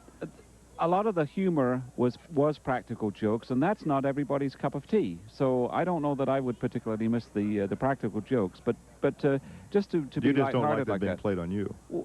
Well, my humor, I guess, is just a little bit different. But I like to see everybody have a good time, and then also I think just to see them in another role. That's why whenever I have an opportunity to do an interview with somebody, I like to ask them questions that maybe they don't normally get asked. I am pointing behind you, and people at home are saying, what is he pointing to? What are you pointing to? Carlos Guerrero is down here, a rookie who is yet to qualify. If somebody can go get Carlos for me, because I want to find out more about the soft cactus that his sponsor sells. He has a sponsor that is a food processor from Mexico, and one of their products is cactus. For eating? For eating, yes. Oh. Soft cactus for eating. So if we can get somebody from our crack staff to walk over there and see if we can get Carlos to come, and we'll talk about the cactus. I'm serious. They have it back there in the Jonathan Byrd hospitality, Dick Simon hospitality area. They have their food products that his sponsor sells, and one is cactus. And he needs a... Oh! I told you about that earlier. That's what Nick Krantz bought some stuff over to the USAC office. Did you try it? Not yet. I got a couple of cans or tins or whatever country you want to... The wind's also kicking up, which will help dry the track. What we had was a few spits of rain, not a problem. I mean, it was raining, but just spits. As we see Carlos walking this direction, I think Dave, something that was taped a few days ago by Dave Wilson on what makes a typical race fan. This should be good. Okay. Here's Dave. The Indianapolis Motor Speedway draws hundreds of thousands of people from all over the world. The question is, I think, what makes the typical race fan? Who's the typical race fan's favorite driver? And what are the traditions the typical race fan intends to carry out every May his entire life? Join me as we go in search of. What do you think makes a typical race fan? Typical race fan in my mind would be somebody that'll follow racing, be it on TV when they get a chance to watch it there, or be there live. To me, the race fan. What makes a typical race fan? Oh, this thing growing out my neck. They got to have reptiles around their neck? Oh, yeah, that's the way it be. You're a snake fit, you got to have a snake. I think a good partier and a guy that likes fast speed. Well, I think just hanging out with your friends. Is this on 23? I got to clean it up. Can we start over? Beer, noise, and the king, man. Oh, your mother told you not to make them faces, man. They might freeze like that. I'm having a hard time here. We keep talking about trying to find the typical race fan, and I keep coming up with the same answers. Let's ask a seasoned professional. Sir, you've been out here for many, many years. What do you think makes a typical race fan? As far as being a typical, really, I don't know. Just everybody loves auto racing. The typical race fan. Who's the typical race fan? Us. And what do you think? What makes you so typical? Well, because we've been out here for about 28 years. We're a family here. How you doing? Who's your favorite driver? Jeff Gordon. Do you like big hairy guys that are on TV? What do you like to do at the racetrack? Watch the race cars. I have that effect on women. Okay. What makes I have this effect on women. And your favorite driver? Al Jr., of course. Al Unser Jr. Michael Andretti. AJ Foyt. He's retired now. I don't care. This year, I'm going to, if you're asking my opinion who's going to win the race, I'm going to tell you Bobby Rahal is. Ari Lindike. Ari. Ari. My favorite driver, I like Michael Andretti because he's a crybaby. The crybaby. How about you, sir? I like Ari Langlock. He's probably one of the best I've ever seen drive. What is a big tradition out here at the infield that you always try to adhere to? Seeing the same people every year. Avoiding arrest. One of the traditions we have out here that I really like a lot is you're always bound to lose a girlfriend in the month of May. And I enjoy that one. Yeah, That's one of my favorites. But we do phone their mothers when we take them home. And I just like to be here for first day of qualifications. Well, I try not to get sick, first of all. Sit here and play with the bird. Play with the bird. Play with the bird. Just get that thing away from me. Just like the camera. Really? You hadn't seen that before. There you go. Yeah. Guys, we've searched the Speedway high and low. We've been in the snake pit. We've been in the suites. We've been in the hospitality buses. We've been everywhere searching for the typical race fan. As far as I know, the typical race fan is for the birds. Say hi, baby. Well, Dave has a way with the women and a way with the birds, and he couldn't get the bird to talk. Actually, that bird's back in the early wine hospitality area. It's out there every day. Brent Early Wine? No, Yes. that's No. The early wine furniture folks from up in the Kokomo area. Early Wine, the sprint car room. They have the bird back there. We have been joined. Talk about personalities. I like Raining, this by guy. the way. Well, it's raining. Yeah, that's why we have the umbrellas out. I like this guy's personality. A rookie here at the Indianapolis Motor Speedway. Carlos Guerrero, we've been talking about your sponsor, and we've been talking about one of the products, cactus, soft cactus. And now, sometime we have to get, I know you're out here now and cannot go get it for us, but sometime we have to sample some cactus. Yes, of course. In Mexico, it's common to eat the cactus with the taco. You you cook the cactus, you broil. Well, you first take out the, how do you say, the point thing? Yeah, the little prickly things. Yeah. You pull those off. Yeah, and you take the skin out and then wash it and broil it. And then you put with avocado and chile. Well, now, can you buy it already prepared? I mean, can you buy it without the bricks and without the skin? You can buy it from Herdes, and there's coming in the can. You open it, and you put it on the tortilla. You didn't know this was a cooking show, did you? No, I saw that back in the hospitality area with Dick Simon and Jonathan Bird, and you have lunch back there, and we go back there and have lunch. But you have some of your sponsors' products back there on display, and one was a glass container of cactus, and I had never heard of eating cactus. See how educational it is now with the drivers come from the other countries? And you can put it in a skillet. You told me the other day, put it in a skillet. Yeah. Without anything, just put it in the skillet itself by itself and heat the skillet up and on a taco. Or what was that deal about putting cheese with it? You can put one slice of cactus, then cheese, and another on the top, and you make like a sandwich, cactus cheese. Cheese cactus sandwich. Do you know Jose Legarza? Yes, I know him.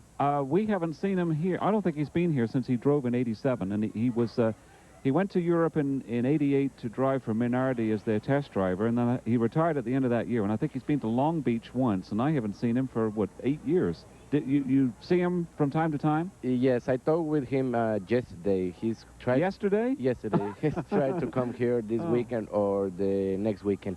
He owns a Formula 2 team in Mexico.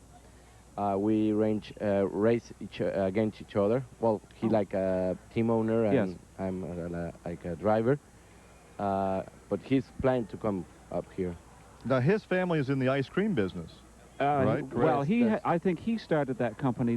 His father was a banker, as I recall. Start like supermarkets, then with the ice cream, and as a banker also. Quickly, your program.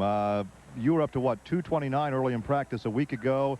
The speeds have dropped off. The rain's coming down. I'm not sure if we're going to continue this. We're trapped. We have to keep this interview going. We can't go anywhere. One quick assessment, though, of your program this week and what you'll accept for a qualification run on Saturday.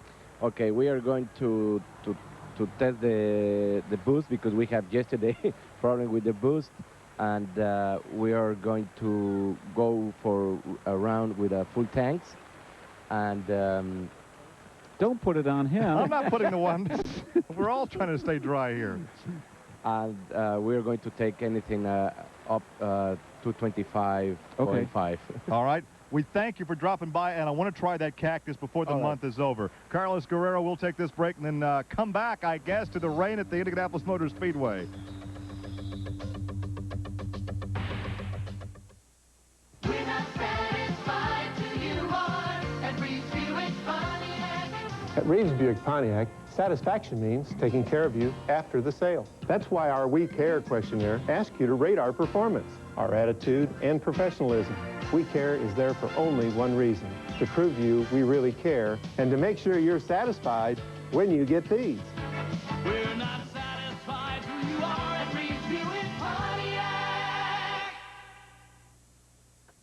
Hey kids, now there's Oscar Mayer free. Hot dogs, bologna, and turkey with no fat.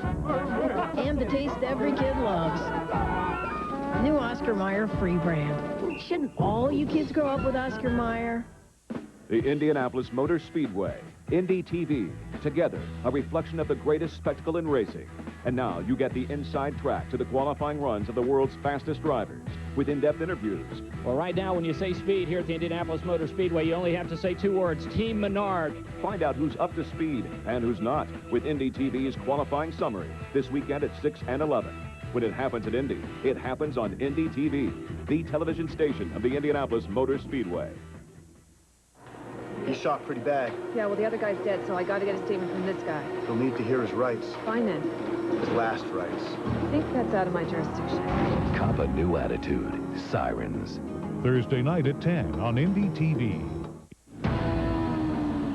One of the things that separates the champion from everyone else is experience. When it comes to mufflers, nobody knows the ropes like Meineke.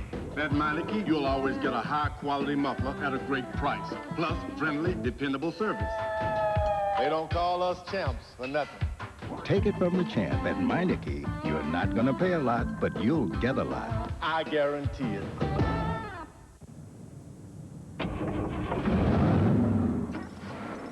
In principle, the internal combustion engine hasn't changed. It still has pistons, lugs, cams, valves. So what controls today's engine to give you more power, better mileage, with less impact on the environment? The engine control module. Another little black box from Delco Electronics.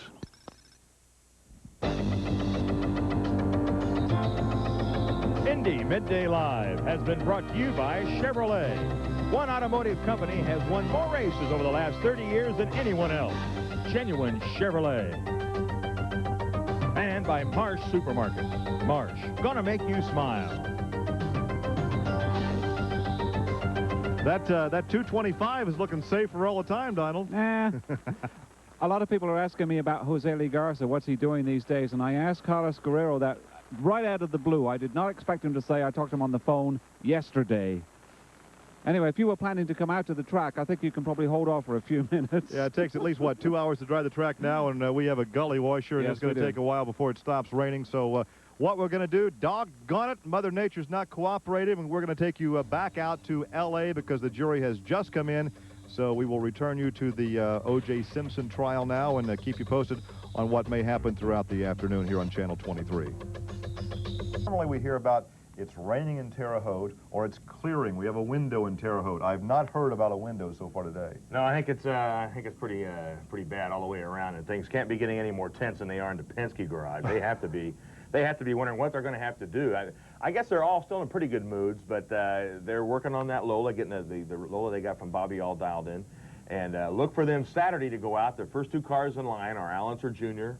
and then Emerson Fittipaldi. Look for them to qualify the Penske's and then hope that they make the race. Although I can't imagine why they'd want a car in the race, even if they make the race, that is as ill-handling as those cars apparently are. The Lola or the Renard, either one would be better race cars for the race than what they're working with the Penske. Now, I talked to Chuck Sprague last night, and Chuck said they'll have, if the weather breaks today, ammo out in the Lola, in the 95 Lola from Ray Hall Hogan. Ray Hall's returning the favor from last year, of course.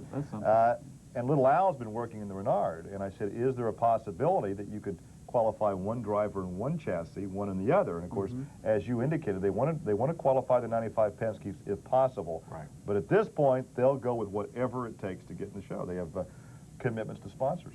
And also look for them the possibility, and I've talked to a couple of crewmen about this. But look for them not to rule out going to Firestone tires if push comes to shove. Really? That would be something if Penske ran on Firestone. If push comes to shove, they'll do whatever it takes to put Al and Emerson in the field as competitively as possible. That's a surprise, because I thought that of all teams, that Penske would be contractually bound to Goodyear. Sure. Well, I think his biggest loyalty is to those sponsors that they're and to getting those programs in there. So they said, we're not going to rule that out. As far as the chassis are concerned, I mean, I don't know what the feelings are there, but as far as the general public is concerned, you can't tell one from another. You could take any car in the field and paint it up in Penske colors, and you couldn't tell which car it was. But something on tires, that's a surprise they would go to that measure. Yeah. Remember several years ago when we had the trolley race downtown with GTE, and they always had the show car, the championship, the Drivers Association had a show car. And it was a march, about a 10-year-old march. And you talk about race fans not knowing the difference. The guy walks up to me and he said, "Who's going to be driving that car on race day?" I think it'll be in the trailer. Nobody's going to race that, but you're right. They can't tell the difference. No.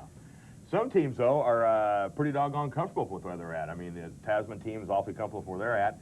Patrick team with Scott Pruitt, they're packing up this morning and going to Milwaukee to test. But that's not uncommon, though. Yeah. Normally, teams in the past, like the Penske's, even Newman Haas, if they qualify the first weekend, they'll take a car to Milwaukee or Michigan or someplace and test. Right. And that's what they're heading up that way to get things all dialed in for Scott, because he's solidly in the show. Now, dial us in on some other drivers. We talked yesterday about the potential for other drivers coming on board, and we thought maybe Mike Groff would be in a Walker backup. Not the case. No, I understood. Do you want that, or do I? I spoke with him this morning, and he was a little hesitant to talk about it.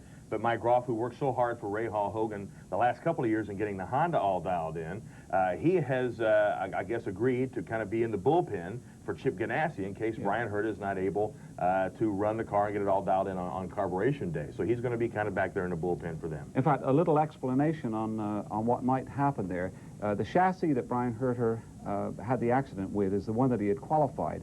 That tub has been sent back to England, and I don't know, I haven't heard this morning, but they're determining whether or not it can be fixed.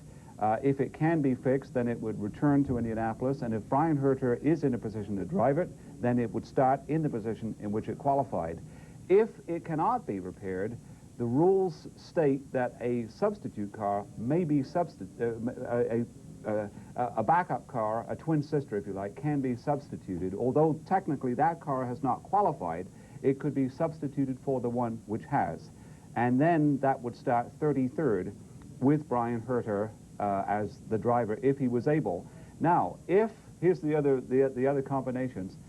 If Brian Herter, if the car is able to take its regular position, but Brian Herter is not cleared by the doctors, and indeed Mike Groff then becomes a substitute driver for Brian Herter, then the car would have to move back to 33rd position anyway.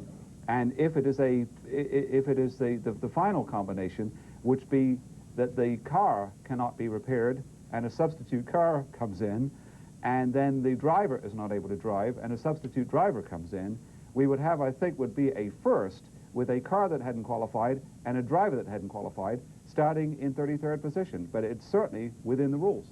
Wow. And also, of course, with Groff, he's qualified a couple of times and didn't it would be ironic if, in fact, that would happen, because he qualified actually on the Walker team. The plan in 1992 was that Scott Goodyear, Mike Groff, and Johnny Rutherford were going to be teammates, and all three would qualify. And in fact, all three posted 4-lap qualifying speeds. But the only person to make it was Mike Groff, who was sort of like the number 2 or number 3 driver, if you like. And because the sponsorship was tied to Scott Goodyear, although he was bumped to the first alternate starter, he then took over the Mike Groff car and started 33rd and finished 2nd. And then 2 years later, last year, 1994, he's with the Kenny Bernstein team. And they hired Davy Jones to drive a second car, and Davy Jones qualified slightly faster than Scott. Scott got bumped, and for the second time in 3 years, he was the first alternate starter again, but drove in the race because he took over the Davy Jones car because he was the lead driver on that team, and was a fairly early out. It didn't work out quite as well as it did in 1992. Now, news of another driver, Lynn St. James, has a press conference scheduled for this afternoon, which would seem to indicate she has some sponsorship put together, and she'll be on the racetrack tomorrow. Right. They were fitting that the 99 car, the one that Dean Hall had been driving. They were fitting that to Lynn St. James' figure and her whole body of height and all that last night. So look for her to make an announcement today. And Davey Hamilton, of course, look for him to be out as soon as the weather breaks in his new ride and with the Himmelgarn team. And he's physically fit. Not, of course, he does want to go jogging in place, but he's got the brace on his foot. But he's all dialed in and ready to go and anxious to get back in a race car. Tell the story about Dick Simon. Opening day, Dick was back in a driver's suit. Hasn't raced, what, since 88 here? 88. He finished 9th in 88. Yeah. But he was out in the car. We were talking this morning, and I asked him about what it was like to get back in the car because Davy Jones was obviously his main driver was at a Winston Cup race, couldn't be here, and Dick always has the tradition of getting in the car and taking off and, you know, having all of his cars out there be first on the track. Well, he went through the physical and got in the car and got out there, and he said, man, he goes, I went to that first corner, it felt pretty good, and he goes, second time around, I kind of got in the front and stayed out, you know, stayed in the gas all the way through the second turn, and oh man, I'm starting to feel kind of racy, and all of a sudden the fuel warning light came on, so I pulled in the pits real quick, and the crew checked things out, and I'm getting ready to go out there, and I'm decided, man, I'm gonna rip one off here. We're gonna run a hot lap, and Tom Binford, the chief steward, came down and goes, Dick, we kind of see you getting a little racy out there. We didn't actually intend for you to do that. If you want to do this, we need for you to take the refresher course first. They stopped him, and so Dick, you know, Dick then he decided, you know, what is my job here? What's my purpose? My purpose is just to make sure that the car got on the track and that the sponsor's name was out there, and we continued the tradition. It's not to actually get the car to speed. So Dick was wiser and just kind of jumped out of the car and said, all right, good enough. Well, now, there is, what, $5,000 for the oldest driver in the race? Yes, that's right. So Dick can come back and claim that. Well, not now. It's too late to take the refresher course. Now, when you look down the, I don't know if you've done this, and I haven't done it as thoroughly as I've planned. Things keep happening. I want to take a look and see who's left.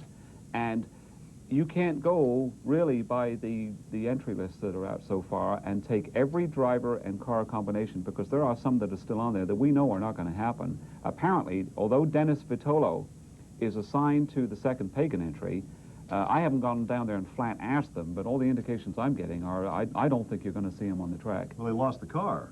Yes. In fact, if in fact, well, they only entered 2, but in fact, if they only have 2, then that second one has gone over to Penske, at least as a loaner. I don't know whether that's a sold situation or not.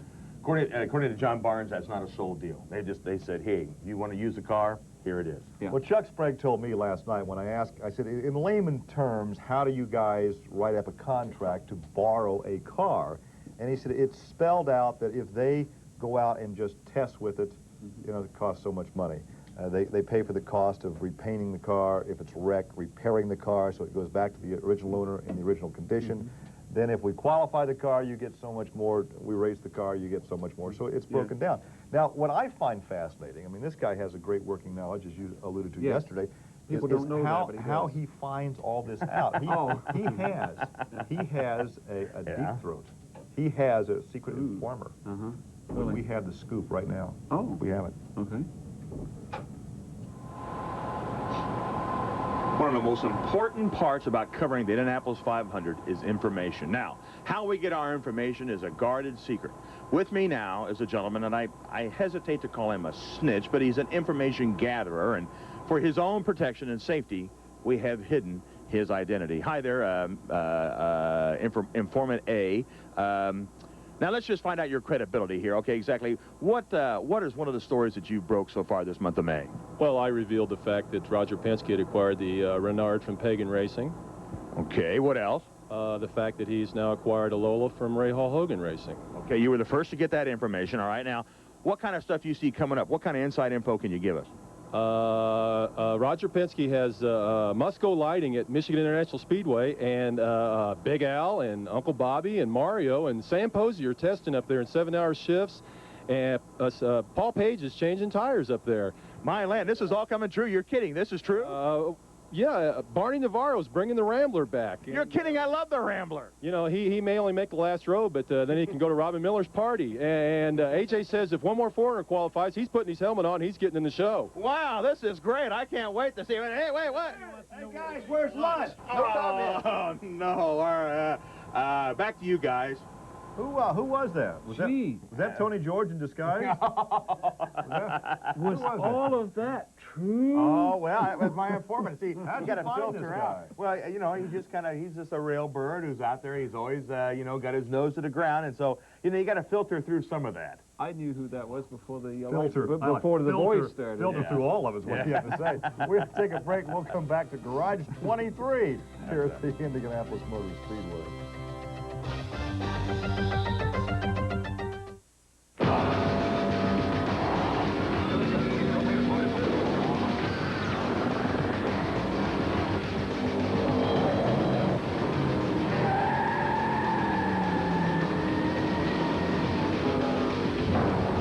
Car in NASCAR Winston Cup history is back.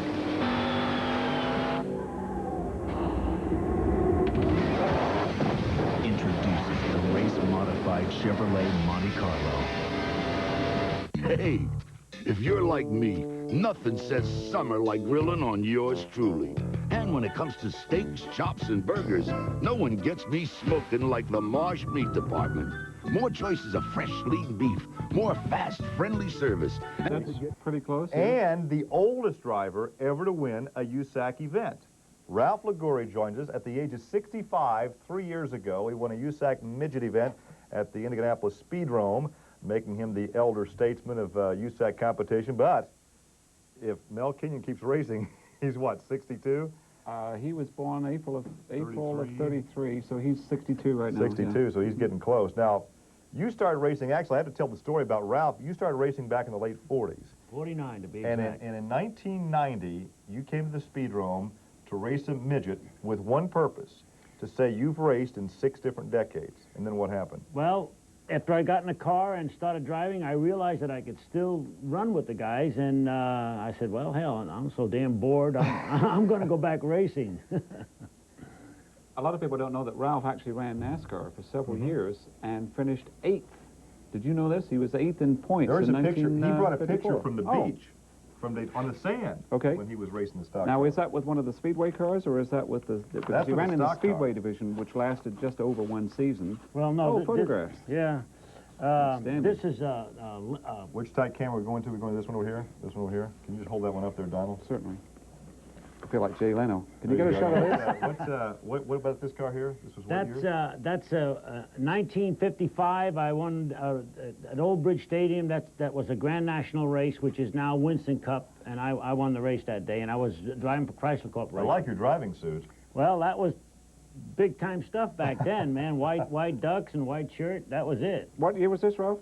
1955. Okay, this was, have we got one where your wife was the chief mechanic? No, I haven't got one of those. Frankie Delroy told me that the first time he ever met Ralph Liguri was at, it was an East Coast track. It wasn't in the South. Daytona.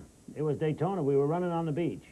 I thought he told me that it was, it was It's one of the, like a Virginia track or something. It just happened to be down there. And he said he comes walking down, and here's Ralph Liguri standing there with his arms folded, and there's some feet coming out of the bottom of the car because the mechanic underneath was changing the rear end. That's and it was his wife, and Ralph standing there with his arms folded while his wife does the work. Well, that's still the case today with their trailer park down in Tampa. That's right. He's up here, and she's doing all the work. Oh, here's a shot. Now, what do you want, the top or the bottom one here? Just shoot both of them if you can, because he has a story about the top one, too. The bottom one is on the beach. That's Ralph on the outside making a pass, a car going the wrong direction, but that's Ralph right there. I'm in the 6th car, yes. Yeah, and he's making by on the outside. I can come a little closer. I got by, and the rest of them, they had a lot of trouble. Yeah, that's the car going, somebody's going the wrong direction. Now, can you go up to the top shot? Now, I'll do it. Now, what happened? You're in the 7 car. What happened here? Well, that was at Fayetteville Speedway in Fayetteville, North Carolina, and the guy in front of me got a little loose, and I helped him. Now, what I want to know is what happened sort of like within the next 2 or 3 seconds after this shot was taken? I mean, is there a story here? Yeah, I went on to win the race. Well, what happened to the guy that you hit is what I want to know. Well, you have to ask Bill France about that. He can tell you a story about that. You were good friends with the elder Bill France. Yes, I was. He's a great man. He was a great man. Tell us about your days here at the Speedway. I've said we could introduce him as perhaps the most popular driver never to make the race. You should have been in it once, Ralph. Yeah. 63 with the Schultz Fueling Equipment Company special with Ali Prather. By that much. Yeah. Got bumped on the last guy out in the last day. You also had a chance to drive the Novi? Yeah, I did drive the Novi, and it exploded going down the back straightaway. 61. 61, yeah. We were going good that year. You know, it just wasn't meant to be, and I have no regrets. I love the sport, and I like what I'm doing, and that's why I'm doing it again. And I have no regrets because I tried as hard as I could, and I couldn't get the job done. So that's life. You have a brand new midget that you're putting together now and should be out, what, the night before the 500 maybe? Hopefully, if we get it done the night before the 500, it's being built by Competition Welding. Bob Dickerson owns that company, and Danny and Derek Williams are doing a lot of work on it. And the engine's going to be a Subaru engine. Tom Hooker is doing that down at Gasoline Alley, and the paint job was done by a good friend of mine, Dick Passwater, up there in Broad Ripple, who owns the Auto Specialist. Who used to run NASCAR and won a couple of what were then known as Grand Nationals, driving a Studebaker. Absolutely right. Dick and I were good friends. We still are, you know, and that's why they helped me out a little bit. Probably your best run, or possibly your biggest payday, would be the Hoosier 100 in 1970, coming down to the late stages, and Al Unser is running first, A.J. Foyt is running second, and Ralph is running third. But Foyt's got a right rear tire going down, and I think you pipped him with like maybe 4 or 5 laps to go and got second. It was on the second. It's 2 laps to go, and I knew his tire was going. And he also had a problem with just about as he got to the end of the straightaway, the engine would sputter a little bit, you know. And I don't know whether he was running out of fuel or not, but I knew he had a problem there. So I waited till I got down the back straightaway, and I knew that this thing was happening every lap at about the same time, and I just stood on a little longer and got under him. And Al Unser's running a 4-cam Ford. Right. Foyt's running a 4-cam Ford. Right. Ralph's in Walt Flynn's car with an Offie. And it was one of them 2-piece Offies, you know, where where Flynn took the case and from one blown engine to another blown engine, cut it in half and put them together. Well, now also, when Al won that race, he had a crowd of people around his victorious car. But the largest crowd was around Ralph's car when he finished second. Now, you notice his, and you don't want me to talk about this, but I am anyway. You notice this here. He got hit by a rocket terror hose? No. He was at Raceway Park last Saturday and took a tumble in the grandstand, correct? Correct. But watch this. Look at this. Oh, wait. Oh, now, come on. Let me show. Look at this. It's safer on the racetrack. 7 stitches. 9. 9. I'm sorry. I missed by 2. 9 stitches in his head to close that wound. It is safer on the racetrack. It is safer. I should have had my helmet on sitting on the racetrack instead of... I wondered why, because normally you don't wear a hat, do you? Unless you're really required to. Normally you're bareheaded. Yeah, Yeah, you know, I was in that Southwest Vista, and they had the, you know how boards get when they get wet, they get uneven, and I started to come down the steps, and the heel of my boot got stuck in one of the uneven boards, and as you already know, I did a lot of tumbling when I was a kid and springboard diving, so I just rolled up in a ball, and just because I knew if I stuck my arms out, I'd break them or something. So was that the first time you ever got upside down at Raceway Park? That's it. The last time, too. We hope it's the last time. Well, of course, you and your wife, Jane, you alluded to Jane being the chief mechanic years ago. You have a very successful trailer park down in Tampa, which allows you to spend the racing season up here in the Midwest. Thanks to my son, Frank, I tell him, you know, I always gave you an allowance. Now, you just keep sending me my allowance so I can stay up here and play. And he loves to fish. Yeah. He has a little place right out behind his house. He can go fishing. Don't even use bait, do you? Just no. hook them. We snatch them. They're so full of mullet that you can snatch them. Anybody who lives in Florida knows what I'm talking about. Well, we look forward to seeing you back in that brand new midget. We hope you do well and you continue on for another 10 or 15 or 20 or 25 years. I'm going to go as long as God's willing, my eyes are good and my reflexes are good, I'm going to race a car because that's been my whole life and I love it. You know, I just love doing it. And as far as what you said about Mel Kenyon, he's got 2 years to catch me at 65 and I'm 68. I'm going to win some this year. What a great attitude. It's always nice to visit with Ralphie the Racer, Ralph Ligure, and we look forward to having you back in that midget. And thanks for dropping by to say hello on a rainy day out here at the Speedway. You're very welcome. And we'll take this break and come back with more from Garage 23.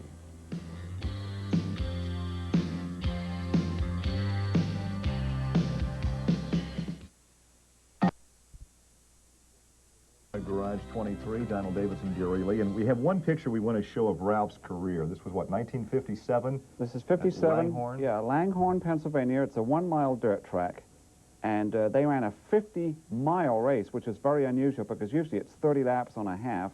This is 50 laps on a mile. See, I'll hold it a little. There we go. And they ran the 50 miles without a caution, and I think it was actually a twin 50, and this is the second 50-lapper. And that's Ralph in Lightenberger's sprint car taking the setting the world record. Yeah, the track had no straightaways. It was like a D shape, which changed slightly when they paved it. It's a shopping center now, but it was an oval, an oiled dirt oval. And what a segue we have now, because we're talking about Langhorne, Pennsylvania. Yeah, and possibly a couple of the spectators. Famous. Yeah. Well, yeah, okay. A couple of spectators that day may have been some twin brothers. Yeah. Aldo and Mario. Yeah. What a transition. They used because to we have Mario's son, Aldo's nephew, Michael Andretti. Boy, that was a long way to get to that introduction to say good morning to Michael. How many times have you been introduced as Aldo Andretti's nephew? I bet that doesn't happen very often. Is that a first? Yeah. I said Mario's son first. Yeah. But it's a very tight-knit family. I mean, this is the first time in years and years and years that we can talk about Andretti and not use a first name. Yeah, with your dad's retirement, your cousin's involvement in NASCAR, your brother's not here this May, we can just say Andretti and we know it's Michael. Yeah, a little unusual, isn't it? But you do have a very close-knit family. I recall when you were growing up, spent a lot of time with your uncle Aldo racing go-karts with your brother and your cousin. Yeah, we've, you know, it is a close family and we spent a lot of time together. We used to spend a lot of summers together and they'd either come to Pennsylvania or we'd come out here and I'd race out here and, you know, we had some fun. And they all wore the same silver and red helmets, just like Uncle Mario or Dad Mario. Mm-hmm. We raced go-karts together. I saw you several times when you lapped me. Oh, yeah? Oh, there he goes, getting another Andretti going by. It was Keystone at the Crossing? Did you run at Keystone at the Crossing in the street race up there? No. Okay, well, John and Mark did that. No. Yeah. Sorry, go ahead. Sorry, I didn't mean to interrupt. We want to talk about that qualifying run because we have that videotape, and as long as you're here, we'd like to have you take the opportunity to actually call the run yourself. Michael Andretti is on the card. Well, first of all, you know, it was like a big relief just rolling out and not hearing the gun sound, so we were pretty happy about that we were able to at least get it in. And then the big concern came the rain. I was seeing some sprinkles on my windshield throughout the whole run, and especially on the second lap, and I was a little worried that they were going to throw the yellow on me. I was saying, please don't. And luckily they didn't, and the car just ran great. I mean, it was perfectly balanced. On the day, that was as quick as we were going to go, and we were real happy with that, you know, because that's about what we've been running pretty much by ourselves all week long. And after the first lap, I was very relieved because I knew it was going to, you know, I saw 229, so I felt, okay, the way the car felt, it should be able to go flat the rest of the 3 laps, and it did. It was good. An average of 229.294. At that point, that was good enough for the outside front row position. Of course, you'd be knocked off by Scott Goodyear the next day on Sunday to start inside the second row. Have you ever qualified in air that heavy, that thick? It was unbelievable. I mean, I could barely see. There was so much mist and everything, and it was dark. It was probably the strangest qualifying run in terms of weather that I've ever had here. You know, just you know, you weren't you felt like the thing was just bogging a bit because the air was so heavy, and you could feel it wasn't quite as free. But on the other side of it, it made it quite easy. You know, Danny the car was Sullivan- stuck to the ground pretty good. So. Danny Sullivan said that when you come out of turn 4 down the straightaway, that the letters on the pylon were just standing out like neon signs. Yeah, it's true. Yeah, you'd see any type of lights. And there was one guy I remember in turn 3 that had a bright yellow thing on. I thought, oh no, they threw the yellow. But then I saw it was just so that one had me worried. Since you mentioned that, if you're out on a day when there aren't that many people around, can you still, at 230 miles an hour, pick out somebody or be aware really, of a color or colors. something? Yeah, colors. Like I said, you know, in my qualifying run, I noticed a guy had a bright yellow thing, and he was right behind me where the light is, you know, and so you can notice this sort of thing. Are you satisfied to be standing up where you were? I mean, coming here, did you want the pole, or did you think the Buicks have it? Yeah, I knew we wanted to try the pole, and our goal was the front row, and we almost got there, but you know, Scott had a tremendous run, and I never thought he was going to get me, you know, because of the day. When I woke up Sunday morning, I was pretty happy because I saw that it was hot and windy, and I figured it's going to be tough for anybody to beat us, but Scott beat us pretty good, so if he would have ran on Saturday, he would have even beat us by more, probably. So, you know, from that standpoint, we knew that we didn't have a shot at it either way, so this is the best we could do for qualifying, and it was all right. You know, I think the big thing is the car's been feeling really comfortable all week, and it's been feeling good this week with full tanks, so we're looking forward to the race. You have seemed to me more relaxed this month of May than perhaps you have in the past. Is that a valid assessment? Maybe. I mean, each year I think I feel more relaxed just because of experience. You know, you know more what to expect, and also when the car feels good, it makes you more relaxed. I felt pretty good last year. The car was a good car last year. You know, we had a shot at winning, and I feel good about it this year. You have to feel like this place owes you one, though. I don't know. They owe the Andretti family a couple of them. It'd be nice, you know, if we could get one finally, but just to get the monkey off my back more than anything. You have to know that you've led more laps than any other driver in the history of the race that has not yet won. Yeah, I know, and with all Isn't that a statistic you want to hear about? With all due respects to the other fellows in the field, I mean, you stand out as by far, I think, the most overdue, most obvious winner that has not yet won. Also, it seems that because you've had very little trouble, you don't seem to be getting a lot of publicity. And that is, in fact, I shouldn't even bring it up, because that's a very positive thing in the past. Very often, the winner is somebody that was there that you never really thought too much about. And I think you almost fall into that category where you're there, but they're looking at other teams. That's normally my strategy here. I mean, we did that last year, and we've done it even in '92. I was never really the quickest car, but I was always in the top 5 every day, and that's the goal, because, you know, I run in the heat of the day. You know, that's the way we look at it. We want to go out in the heat of the day, and that's when we do our time, and we don't go out for happy hours. So by the end of the day, we're normally in the top 5. We're not at the top of the list, and you know, that strategy, you know, seems to pay off for me in the race, and I normally try to keep it as low-key as I can this month. Well, when you said about being relaxed last year, I thought that Michael was very relaxed in '92, and all of the years up to that point, there seemed to be a great change where he seemed to be quite serene in '92. And I'm going to ask you one of my patented world's longest questions here. Your dad, I know in 1977, when he led 170 of the first 177 laps and then dropped out, he actually derived some satisfaction from the fact that he knew that he was the man on that day. Mm-hmm. In '92, you were clearly the class of the field, and you dropped out right at the end, and I know you were terribly disappointed. So I guess the question is, if you had already won the race and then had that happen in '92, would you have derived satisfaction, or does it just remain as a terrible blow because you didn't win? Well, it makes you feel good that you know you dominated and you know you could have won.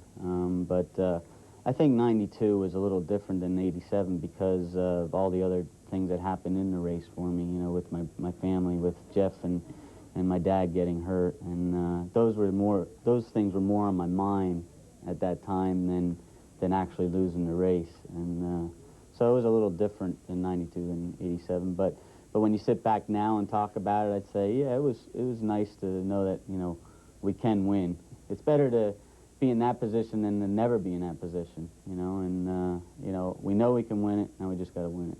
Now, when you referred to, you know, what happened to the other members of your family in the race, how were you aware of what their condition was? I mean, for instance, you come by and you see the car on the track there, and then you call in and get your crew to get a report to you as soon as possible, and do you really want to know?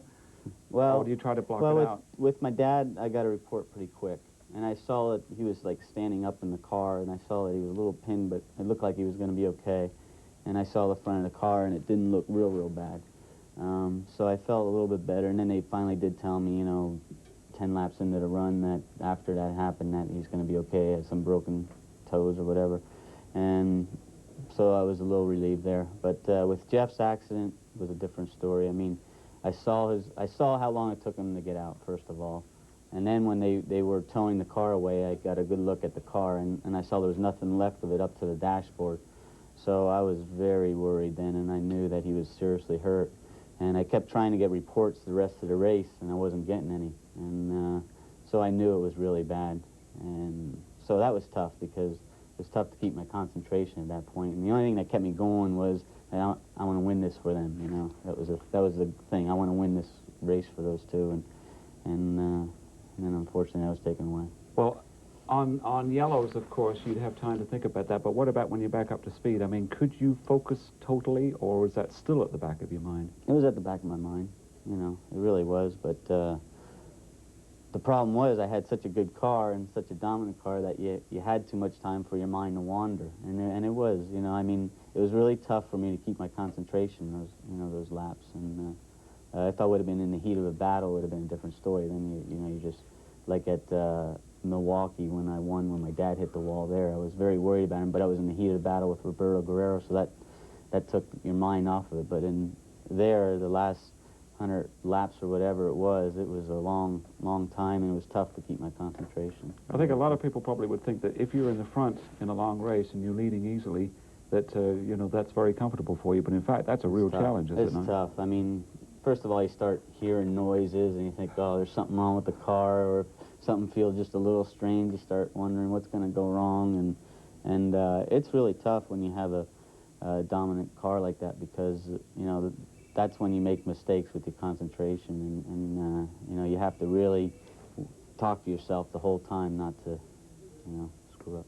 Do I also remember that he had the fastest race lap ever in that race at what, 229.118? 229 something. I know it's faster than what most really field late qualified race, at actually. this year. Well, yeah, his average this year was 229.294, and your fastest race lap ever was 229.1. Yeah, I actually thought it was like a 5.5. Because I did a bunch of them. I did about 5 or 6 229s that race. And that was later in the race. That was not early in the race. Yeah. This, of course, was before they changed the contours of the track. So were you diving below the line? I mean, not everybody was, but... No, at that time, I think everybody was. You know, you needed to do it, and it was fun. That's when I enjoyed this place. Now it's, you know, now it's tough because you can't pass. You know, then you could pass, you know, with traffic and everything, and even for position, you could do some passing. Like myself and Rick in '91 had a pretty good race of passing each other on the outside, but those days are gone. We had a chance last Monday to have had a long conversation with his dad, Mario, and we said, you know, are you going to come back as a car owner? And he said, I'm not pursuing that, but if it comes together, yes, and then we'll see if I can afford Michael. He said with a laugh. Could you see yourself in the future? Would you like to drive for your dad? Who knows? I mean, first of all, we have to see what he'd be willing to pay. Hey, yeah, see, we're right back to that retainer fee again. I don't know. I think it'd be all fun. All the wine you can give you a free copy of his book. And book, right? Yeah. I don't know. I mean, that would be pretty fun. I think he'd be a good team owner. I think he'd be good to drive for, and I'm sure if he were to do it, he'd get all the right people around him, and obviously it's the people that make it happen, and I'm sure he could put together a strong team. One quick question before we have to break. With his retirement, he's been around you a lot in the pit area, during practice, during the race itself. How different is it for you now not to have your dad driving on the track as a fellow competitor, but right there in the pit area with you? Well, it's very different, you know. It's I feel bad for him because I know he doesn't feel real comfortable with it yet, and you know, it's strange. You know, I think it's strange for a lot of people, not just myself. You know, I think it's a little empty out here this month because he's not out on the racetrack. I think a lot of the fans feel that way too. They'd like to see him back for at least the month of May. Yeah. Yeah. Well, I tell you what, a lot of fans would like to see you in Victory Lane when this whole thing is over. That would be nice. And we appreciate you coming by on a gloomy day to visit with us. My pleasure. Michael Andretti, and we'll take this break and come back. Stay with us.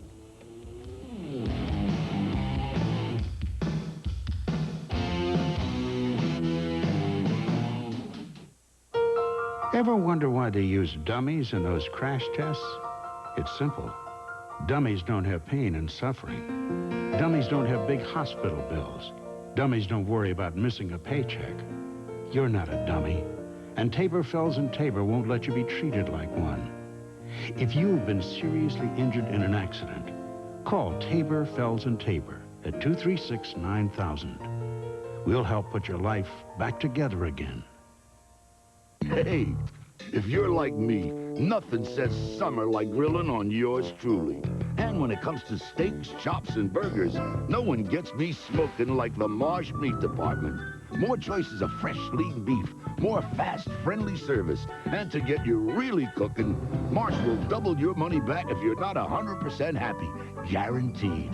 So take it from me. At Marsh, you'll get a smiling face and meat with approval. At Collins Mitsubishi, you'll get more car for less money. Get a new 95 Mitsubishi Galant at Collins. Just $199 a month. This isn't some stripped-down version. No way. This baby's loaded. Automatic transmission, air conditioning, AM/FM stereo cassette, power windows and locks, tilt wheel, cruise control, and more. Just $199 a month. But only for a limited time. Get more car for less money. At Collins Mitsubishi. Where to buy a car.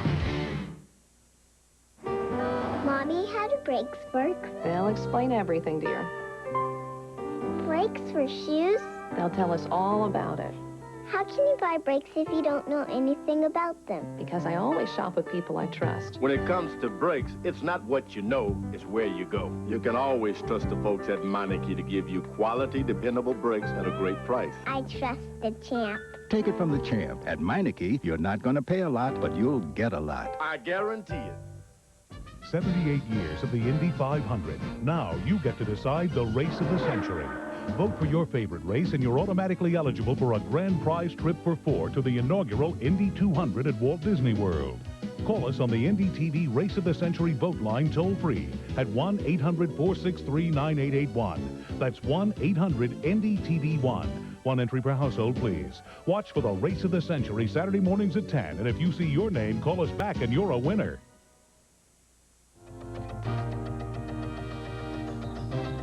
Just keep those live guests coming as the cars continue to circle the racetrack and the trucks trying to dry the oval out, and hopefully we can get some action later today, Donald, because there are a lot of teams that need some track time.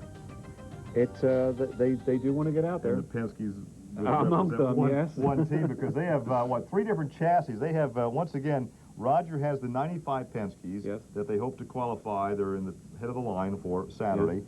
And now they have a 94 Renard. They have a 95 Lola. And they've tried the 94 Penske. And the 94 Penske, that's right. So that's 4 chassis. But that they've not had the, they've had a Renard out with Little Al. Yeah. And they'll send the Lola out today with MO if the weather clears. All right. You know, this place is not the only racetrack during the month of May that has a race. Raceway Park has been around since about 1961. A multi-purpose facility, about 8 miles west of here, 10 miles west of here. So not that far, I don't think. 136. Ron Green? About 5. 5 miles, thank you. Ron Green from the press department is here, and he has brought along Kenny Irwin, who has toured that oval a number of times out there in sprint cars and midgets and Silver Crown cars. But tell me, you have something coming up this weekend. The ASA stock cars will be there, and you have a stock car ride. Yeah. ASA is going to be back at IRP, and luckily I was lucky enough to put together a deal a few weeks ago and run this weekend. We went and practiced, and everything seemed to go pretty good. So now make a comparison for us after getting out of a midget at 900 pounds or a sprint car that's a little heavier into a much heavier stock car. It's very slow. The steering. Yeah, well, I mean, it just seems very slow. Because actually, I practiced a midget one day and then practice the stock car the next day and out there, and there was just a totally different feel for the car. I mean, a midget is so much harder to drive, I think, than what the stock car was, just because you drive in and you just ease on the brake and you just barely turn the car, and where the midget, it seems like you're kind of fighting it the whole way around. With the short wheelbase, right. You're searching like this down this. Right, exactly. Well, now, do you also say to yourself, I'm in a stock car with fenders, I can kind of lean on somebody in the corner? Well, the sprint car race we run out there, we were kind of leaning on each other. So. You're not supposed to, though. No, I've never run a stock car before, so I don't know really how much leaning, you can get away with or how much you can't get away with. Well, you've had a good season so far. You hooked up with the Hoffmans in the sprint car division for pavement. You blew them away at Winchester after setting the track record. Went to Salem, I think did the same thing down there, so you've got a good ride on pavement. Yeah, we sure do, and it's just too bad that I couldn't talk them out of the dirt car ride, because I think they have a very good program, and we, I'm real happy to be driving for them. So. But you're also running, let's see, the midget, the sprint. You have a ride in the Silver Crown division. Yeah, in fact, the cars are on their way back today from California for next Friday night's race. A week from Friday at the State Fairgrounds, promoted by A.J. Foyt. Right. So I'm real, I can't wait. Next weekend we run, I think, Winchester, IRP, Fairgrounds. I mean, that's... Yeah, let's plug them all. Let's see, Winchester's on what, Wednesday night? Wednesday night is Winchester. And that's being repaved, too. That's a Thursday night. Yeah, but they moved it to Wednesday because I think there's a race Thursday at, what's the race at Raceway Park on Thursday, Ron? Super Modifieds on Thursday at Raceway Park. All right. And then Friday would be the Silver Crown race at the State Fairgrounds. And on Saturday, the night before the 500, the midgets. Okay, we got them all plugged at Raceway Park. Now, what is really in the future for you next season or season after next? Is it going to be you're going toward stock cars, toward Indy cars? Well, just like this stock car deal just opened up in the last few weeks, so that wasn't something that I knew was going to happen. It just I was just lucky enough that I was in the right position, and this team knew that I was interested in running a stock car, and at IRP they felt like I would feel comfortable in it. So that's just kind of how that happened. I think there's a lot of neat stuff going on around here with the IRL, and I'm not like totally telling myself that I'm going one way, but I kind of need to get going and start doing other things, and either running the stock cars or running some more open wheel cars. And you're vastly experienced, and you're what, 23? 25. 25. But you've been in the midgets for how many years? 4 years. And I tell you what, if you ever want to get from a racetrack to the airport on time, this is have the guy? him drive. We were at Ventura doing We're talking a race. Tom Sneaver here? He'll get you to the airport. Oh. Well, actually, I thought that Gary was the best out of all the people in the car. I mean, because he was the one that's like, right there, shoot that hole, and I was the co-pilot. Yeah, He got us to the airport on time. Hey, we have to take a break. We appreciate you coming by, and good luck in your stock car efforts this Saturday at Raceway Park with the ASA stock cars. We're coming right back to Garage 23. Stay with us.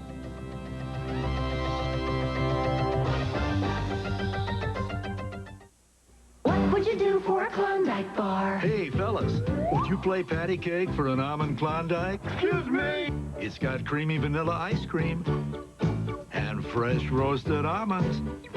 Little baby Benny Bunny loves to hip-hop. For that chocolatey coated ice cream loaded big and thick, no room for a stick. What would you do for a Klondike bar? And now, try new Klondike Cone. Hey, if you're like me, nothing says summer like grilling on yours truly. And when it comes to steaks, chops, and burgers, no one gets me smoking like the Marsh Meat Department. More choices of fresh, lean beef, more fast, friendly service. And to get you really cooking, Marsh will double your money back if you're not 100% happy. Guaranteed. So take it from me. At Marsh, you'll get a smiling face and meat with approval. 78 years of the Indy 500. Now you get to decide the race of the century. Vote for your favorite race and you're automatically eligible for a grand prize trip for 4 to the inaugural Indy 200 at Walt Disney World. Call us on the Indy TV Race of the Century vote line toll-free at 1-800-463-9881. That's 1-800-NDTV1. One entry per household, please. Watch for the Race of the Century Saturday mornings at 10, and if you see your name, call us back and you're a winner. It's the greatest spectacle in racing, and now the greatest radio show covering the 500 has come to television. It's live. It's got guests from the 500. Indy Live with Bob Jenkins. Tune in, call up, and hold on. If it happens at Indy, it happens on Indy TV. The fastest men in the world, the greatest spectacle in racing. Find out who makes the cut and who doesn't with a special inside look at the final day of qualifying on Bubble Day, Sunday evening at 6, exclusively on Indy TV. The inaugural Indy 200 at Walt Disney World. For auto racing fans, this may be the ultimate fairy tale come true. The breathtaking spectacle of Indy racing, just a short straightaway from Cinderella's castle in the Magic Kingdom. Stay at one of Disney's magical resort hotels with free transportation to and from the race. Imagine being in the heart of Disney's 8 theme and water parks. You can have it all. January 27th, 1996, the Indy 200 at Walt Disney World. Call 1-800-822-INDY for your ticket order form.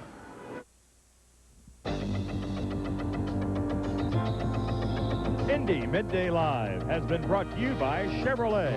One automotive company has won more races over the last 30 years than anyone else. Genuine Chevrolet. And by Marsh Supermarket. Marsh, gonna make you smile. Well, as you can see with that shot right there, they're working on the front straightaway. We see some gray, so the track is starting to dry out. Yeah. Oh, you had a great line for that during... You set it up wrong. I'm sorry. You said the track is turning gray, and I said, so am I. Yeah, all right. Let me remind you, coming up this evening, we're going to have Bob Jenkins. Indy Live program at 8 p.m. right here on Channel 23. And get this, because of all the rain we've had today and yesterday and the day before, if we're running tomorrow, we're on the air at 11 o'clock tomorrow morning. If they are practicing out there, we're going to stay on the air for 4 hours, providing someone will bring us lunch.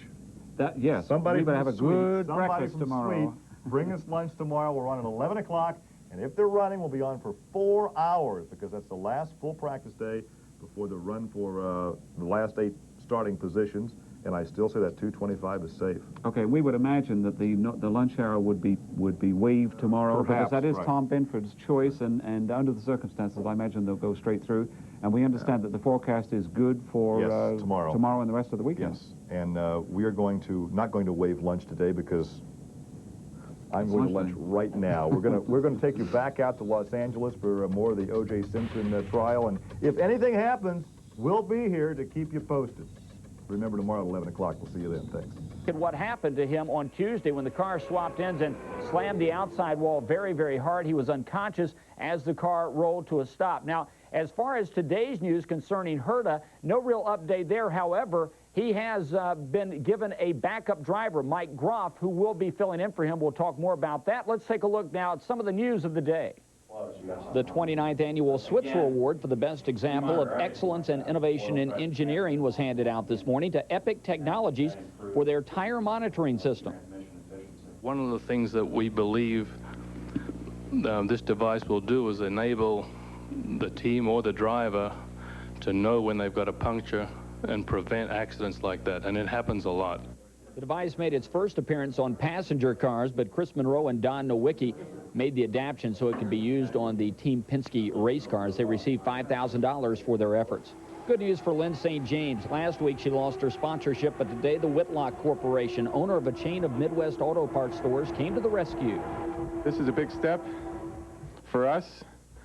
I read about it in the Chicago Tribune last Wednesday night around 10 o'clock. Saw that Miss St. James had lost her sponsorship. About 10:02, I made a call to Indianapolis, and Thursday night was on a plane and met with Dick Simon, and we struck a deal. And we were extremely delighted to have a person of the caliber of Lynn St. James become one of our spokespersons, and hopefully, as a team, along with Dick Simon, not only can she qualify for the race, win the race, but also do the aftermarket a heck of a lot of good. Well, I really hadn't given up, but I mean, I had some moments when I was like thinking maybe just it isn't going to happen. Roger could attest to that, and he picked me back up, and you know, but that is what, it wasn't like I just worked the last 10 days to make this happen. You know, this has been an ongoing thing, and so it just that it became more public because it happened here. Lynn wasted little time making her way to the track. She climbed into the new 95 Lola, rolled it out onto pit road, and was up to speed in a matter of just 7 laps. Her top speed today, as her crew watches on from the monitor in the pit area, 216.118 miles an hour. She managed to do that in just 7 laps. Of course, they say if the weather cooperates, they will be back out again tomorrow. Yesterday, this 95 Lola was parked in the Ray Hall Hogan garage area. Today, it rolled out as a part of the Team Penske stable. Roger Penske making arrangements yesterday with Ray Hall Hogan for the 95 Lola. Today, Emerson Fittipaldi was in the car. It was outfitted with a new Mercedes-Benz engine. Team Penske continues to search for speed while Emo worked on the 95 Lola. His teammate, Al Unser Jr., rolled out in the 95 Penske car. The team has struggled getting this car up to speed, and certainly today they were able to find nothing to make them feel any better about it. 34 laps turned in the car, and with his dad, 4-time winner Al Unser Sr. looking on from the pit area, along with Roger Penske and Bobby Rahal, little Al was able to hit only 218.510 in the 34 laps that he turned. As for the 95 Lola, Emerson Fittipaldi, with a little better luck, 24 laps turned in this car today by Mo. His top speed, 223.775 miles an hour. Just as it appeared that the team was making significant gains, the rains came and closed the track for the day shortly before 3 o'clock. We talked with team manager Chuck Spray. Did you see anything in terms of significant gains here today with this car? The Penske? Yeah. Yeah, we think we made some gains with it. You know, this kind of testing is tough to do. You know, you can't afford to work with the car and massage it to the day. You have to just get it someplace close and go for those big changes, those big tests that you're trying to make. And we got positive results on a couple, negative on a few, so we're a couple steps ahead of where we were yesterday. How about the Lola? Seemed fairly promising out of the box. It's hard to say. You know, we've run quicker in the Penske. It's a different feel. It's a different car. We're going to have to see what we want to do for tomorrow. You know, from the looks of the weather here, I think we're finished for the day. As I say, Mother Nature is not helping you guys out one bit. Of course not, but we don't ask for any favors. Okay, thank you. And at this point, Team Penske is not receiving any favors. Of course, as they said, they'll be back out bright and early tomorrow at 11 o'clock when the green light goes on. The weather forecast is a bit more promising than what we've had the last couple of days. Now, let's go back very quickly and qualify and certainly clarify what we said about Mike Groff. Now, Groff has not replaced Brian Herta in that car. Herta will have to wait to find out if he is cleared to drive next week. If, in fact, there is a problem and Herta is not cleared to drive in that qualified car, then the Ganassi Racing Team has signed Mike Groff to an exclusive services contract for this race, which means that Groff then would be the driver who would step into the cockpit and replace Brian Herta. Now, once again, that is only if Herta is not cleared to run, but it is an exclusive contract, so you're not going to see Groff stepping into any other cars. We're going to have more, including Alessandro Zampedri, coming up with more on Countdown to Indy.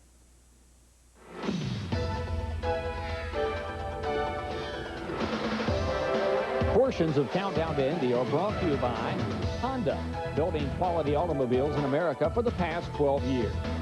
By Goodyear, #1 in racing, #1 in tires. And by Briggs & Stratton, the power in power equipment.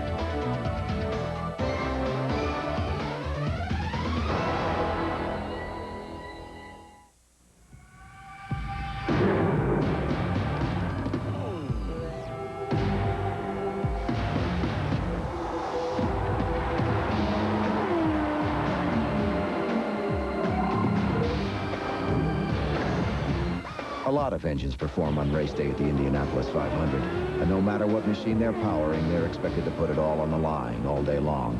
And when it's a Briggs & Stratton engine, well into the night. Briggs & Stratton, the power in power equipment.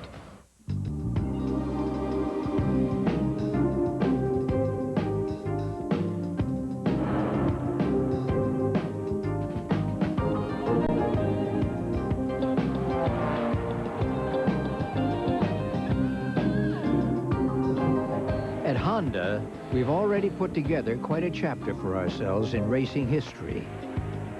Of course, another page or two wouldn't hurt.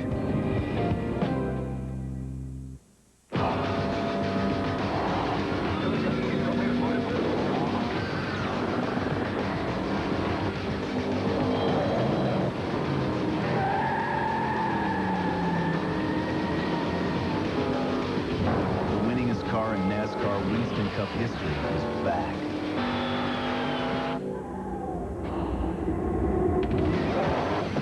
Introducing the race-modified Chevrolet Monte Carlo.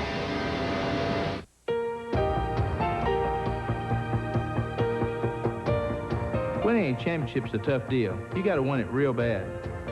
And when you want it about as bad as you can, you better go out and get yourself some Goodyear Eagle tires. Because no matter how bad you want it, without Goodyear, you ain't gonna get it. Goodyear, #1 in racing, #1 in tires. They wanted me to wear a tux for this commercial, but like I told them, legends can wear anything they want.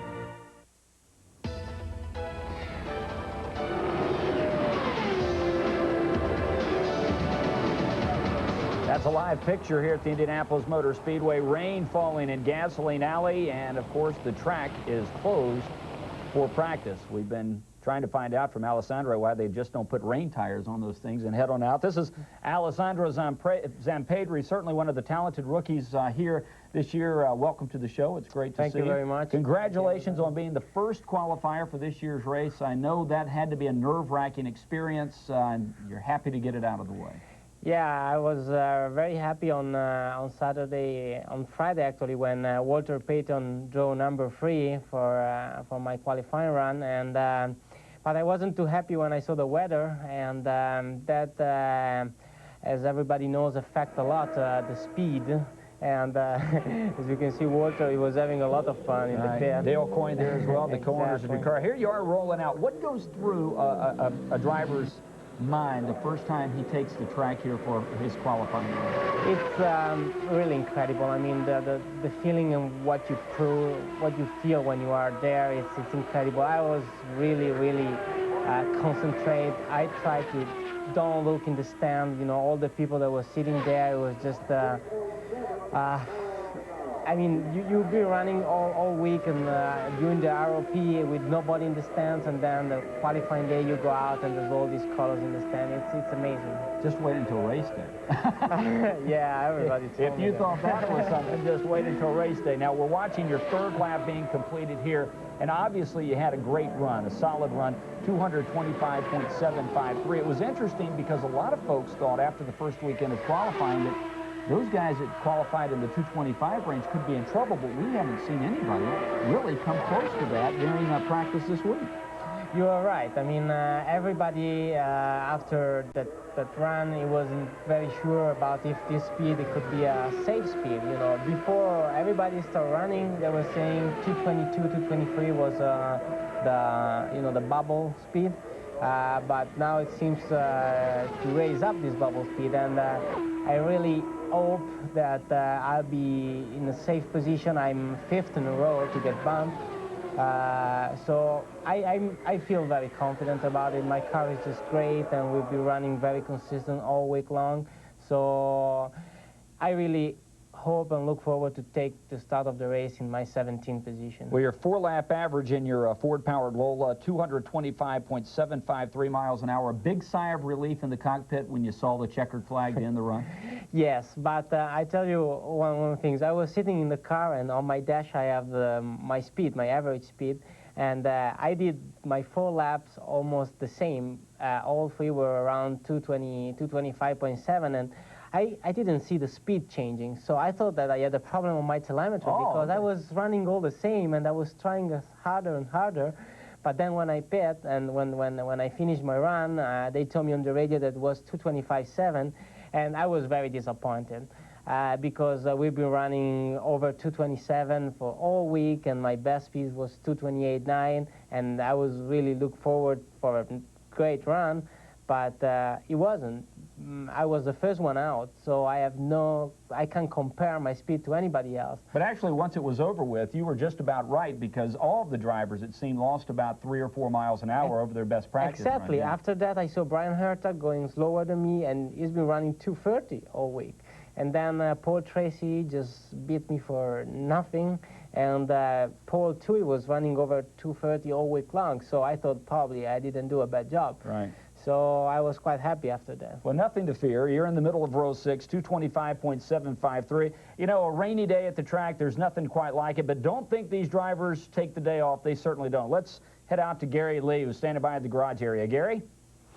For you readers of USA Today, we're going to give you a preview of their special 500 edition coming out Friday before the race. We're back here in the Firestone garage. This marks the return of Firestone after an absence of some 20 years, and their lead driver in qualifying has been Scott Goodyear. He starts outside the front row with Firestone tires and Honda power at over 230 miles an hour. Now, they've actually moved out all the balancing equipment, all the mounting equipment. They've turned it into a photo studio, and Scott's in uniform. The car is here, and these are the pictures you'll see in USA Today on Friday before the Indy 500. Thanks, Gary. We'll be looking. Holy cow, a light show out there in the pit area. We're going to be back with more at a rainy Indianapolis Motor Speedway right after this. Stay with us on Countdown to Indy.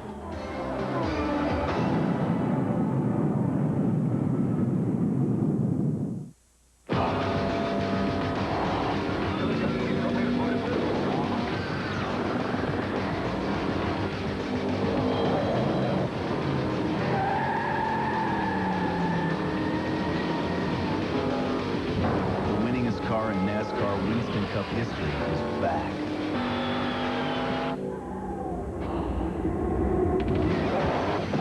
Introducing the race-modified Chevrolet Monte Carlo. It's the greatest spectacle in racing, and now the greatest radio show covering the 500 has come to television. It's live. It's got guests from the 500. Indy Live with Bob Jenkins. Tune in, call up, and hold on.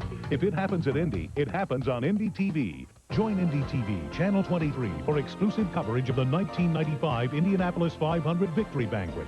If it happens at Indy, it happens on Indy TV. This is Davey Hamilton, and you're watching Indy TV. The fastest men in the world, the greatest spectacle in racing. Find out who makes the cut and who doesn't with a special inside look at the final day of qualifying on Bubble Day, Sunday evening at 6, exclusively on Indy TV.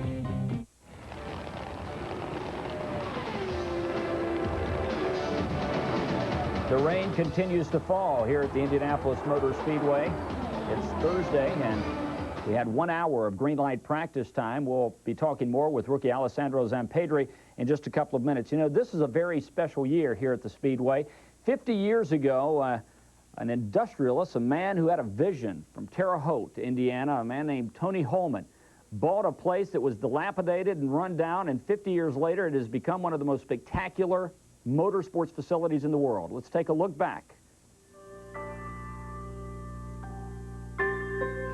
When the United States entered World War II, the Indianapolis Motor Speedway was shut down for the duration by the man who headed up the group which owned it, World War I flying ace, Eddie Rickenbacker. During the 4 years which followed, nothing at all was done to the track, and by 1945, the grand old Speedway looked like this.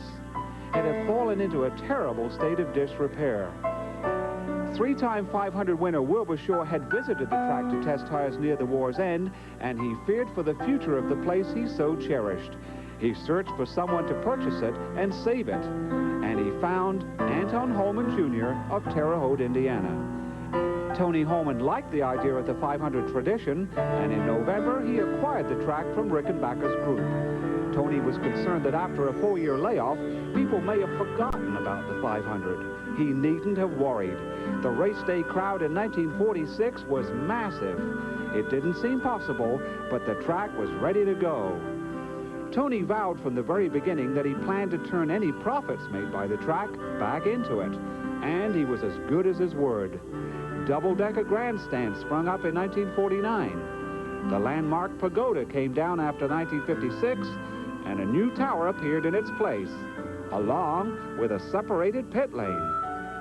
Take a good look at the brick main straightaway in 1961. It would be asphalt by the next year. VIP suites appeared on turn 2 in 1973. Holman Terrace was erected on the outside of the main straight in 1980, and in 1992, more suites went up on the inside of the main straight.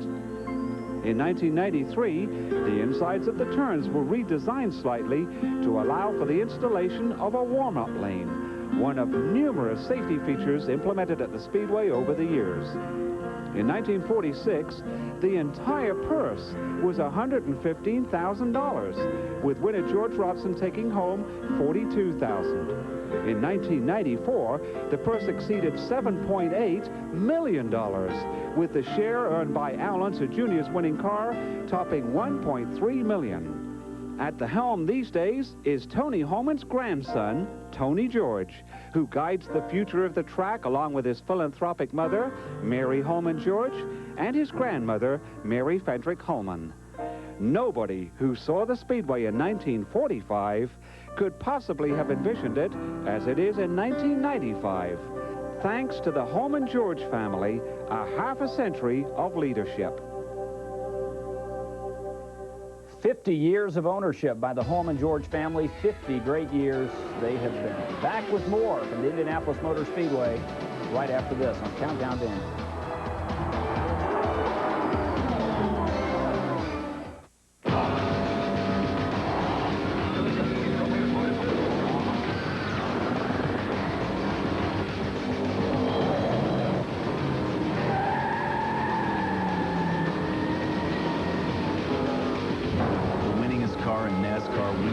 History is back.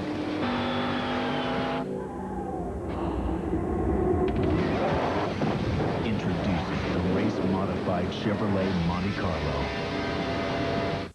For years of beauty, protect your wood floors, furniture, and more with Minwax polyurethane. Minwax contains pure urethane oil for a beautiful finish, tough enough to handle years of heavy traffic. Minwax makes and keeps wood beautiful. The Indianapolis Motor Speedway, Indy TV, together, a reflection of the greatest spectacle in racing. And now you get the inside track to the qualifying runs of the world's fastest drivers with in-depth interviews. Well, right now, when you say speed here at the Indianapolis Motor Speedway, you only have to say two words, Team Menard. Find out who's up to speed and who's not with Indy TV's qualifying summary this weekend at 6 and 11. When it happens at Indy, it happens on Indy TV, the television station of the Indianapolis Motor Speedway. I am Andre Ribeiro. Hi, I'm Gilles de Ferran. Hi, I'm Scott Goodyear. I'm Raul Boisel. Hi, I'm Stefan Johansson. Hi, I'm Scott Brayton. I'll be running every day at the Speedway in Menards Quaker State number 60 IndyCar. You can watch me on Indy TV. Be there. Hey, if you're like me, nothing says summer like grilling on yours truly. And when it comes to steaks, chops, and burgers, no one gets me smoking like the Marsh Meat Department. More choices of fresh, lean beef, more fast, friendly service. And to get you really cooking, Marsh will double your money back if you're not 100% happy. Guaranteed. So take it from me. At Marsh, you'll get a smiling face and meat with approval.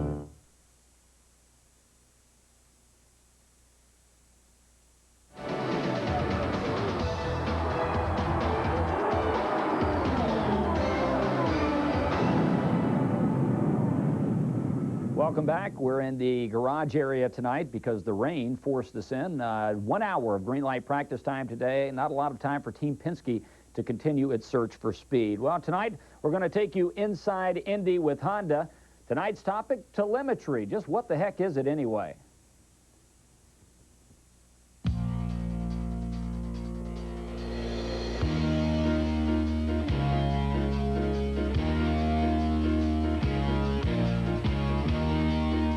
Oh, how racing has changed. Back in the Roadster days, the pre-rear engine car, a driver might come in and say, you know, it's pushing. Well, they'd jack some weight around, add some stagger to the right rear, he'd have some water, wipe his brow, and go back out for practice. No more. We have entered the computer age. Now when a race car pulls off the racetrack, it drives onto the information superhighway. Because of this data acquisition box right here, it stores information like oil pressure, water temperature, boost, throttle, and the downforces on the race car, on the suspension itself. So now when a race driver comes in from practice, water and wipe his brow, but he has to confer with the crew chief and the chief engineer, while a member of the crew downloads the telemetry. They hook up the laptop computer. They have all this information here that they then can print out, because keep in mind, that the racing margin they're worried about is that range between 215 miles an hour and 240 miles an hour. That's where they want the car to work. And the computer helps the crew make the race car work.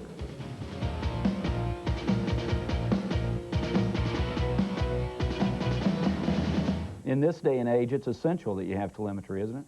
No doubt about it. It speed up processing to develop the car, to make the car going faster. It helps the engineer. It helps the driver to understand. I mean, it's just a great, great tool. Time to go back to our Gary Lee, who's standing by in the garage area. I think he's found some Bell helmet folks. Gary? Mike, a popular item at a charity auction or raffle is always an autographed IndyCar helmet. We're back here out of the rain in the Simpson office, where Bill Simpson provides these autographed helmets for about $150 a piece. They're not suitable for competition, only for autographing. In fact, one of these will be auctioned off to benefit the Rich Vogler Scholarship Committee. Another will be raffled off to benefit the Billy Vukovich Scholarship Committee. So, Mike, how much you give me for an autographed helmet with all the IndyCar names on there? Gee, Gary, I'm not sure I've got enough in my checkbook to cover it. I know those will certainly, they'll raise a lot of money for a great cause. The rain continues to beat down as they continue to check out the lights on the scoring pylon. Back with more Countdown to Indy right after this. Stay with us.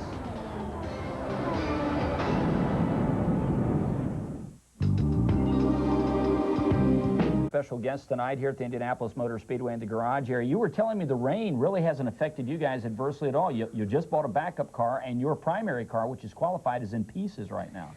Yes, exactly. We didn't plan to go out in the last couple of days. The car is okay. The Firestone tires work perfectly all week long.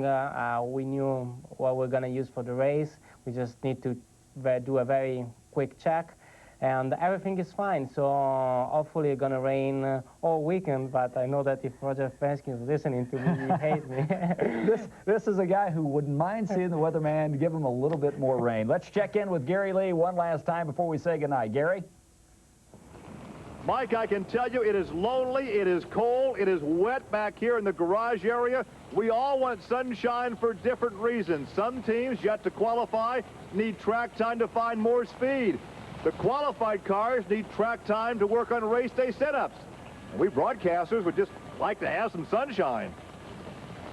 Yes, Gary, we certainly would. Alessandro, thanks for being with us tonight. I know you've got to be excited, and I know you don't want it to really rain. You'd like to get out to at least get in a few more laps. Yes, you're right. We just bought a backup car. I want to go out and take this car up to the speed, and we really look forward to, you know, a nice weekend, and hopefully it won't be too fast, but I hope it will be sunny for everybody. Well, good luck to you. You'll start on the middle of row 6. Alessandro Zampedri for Gary Lee. I'm Mike King. See you tomorrow night on the Countdown to Indy.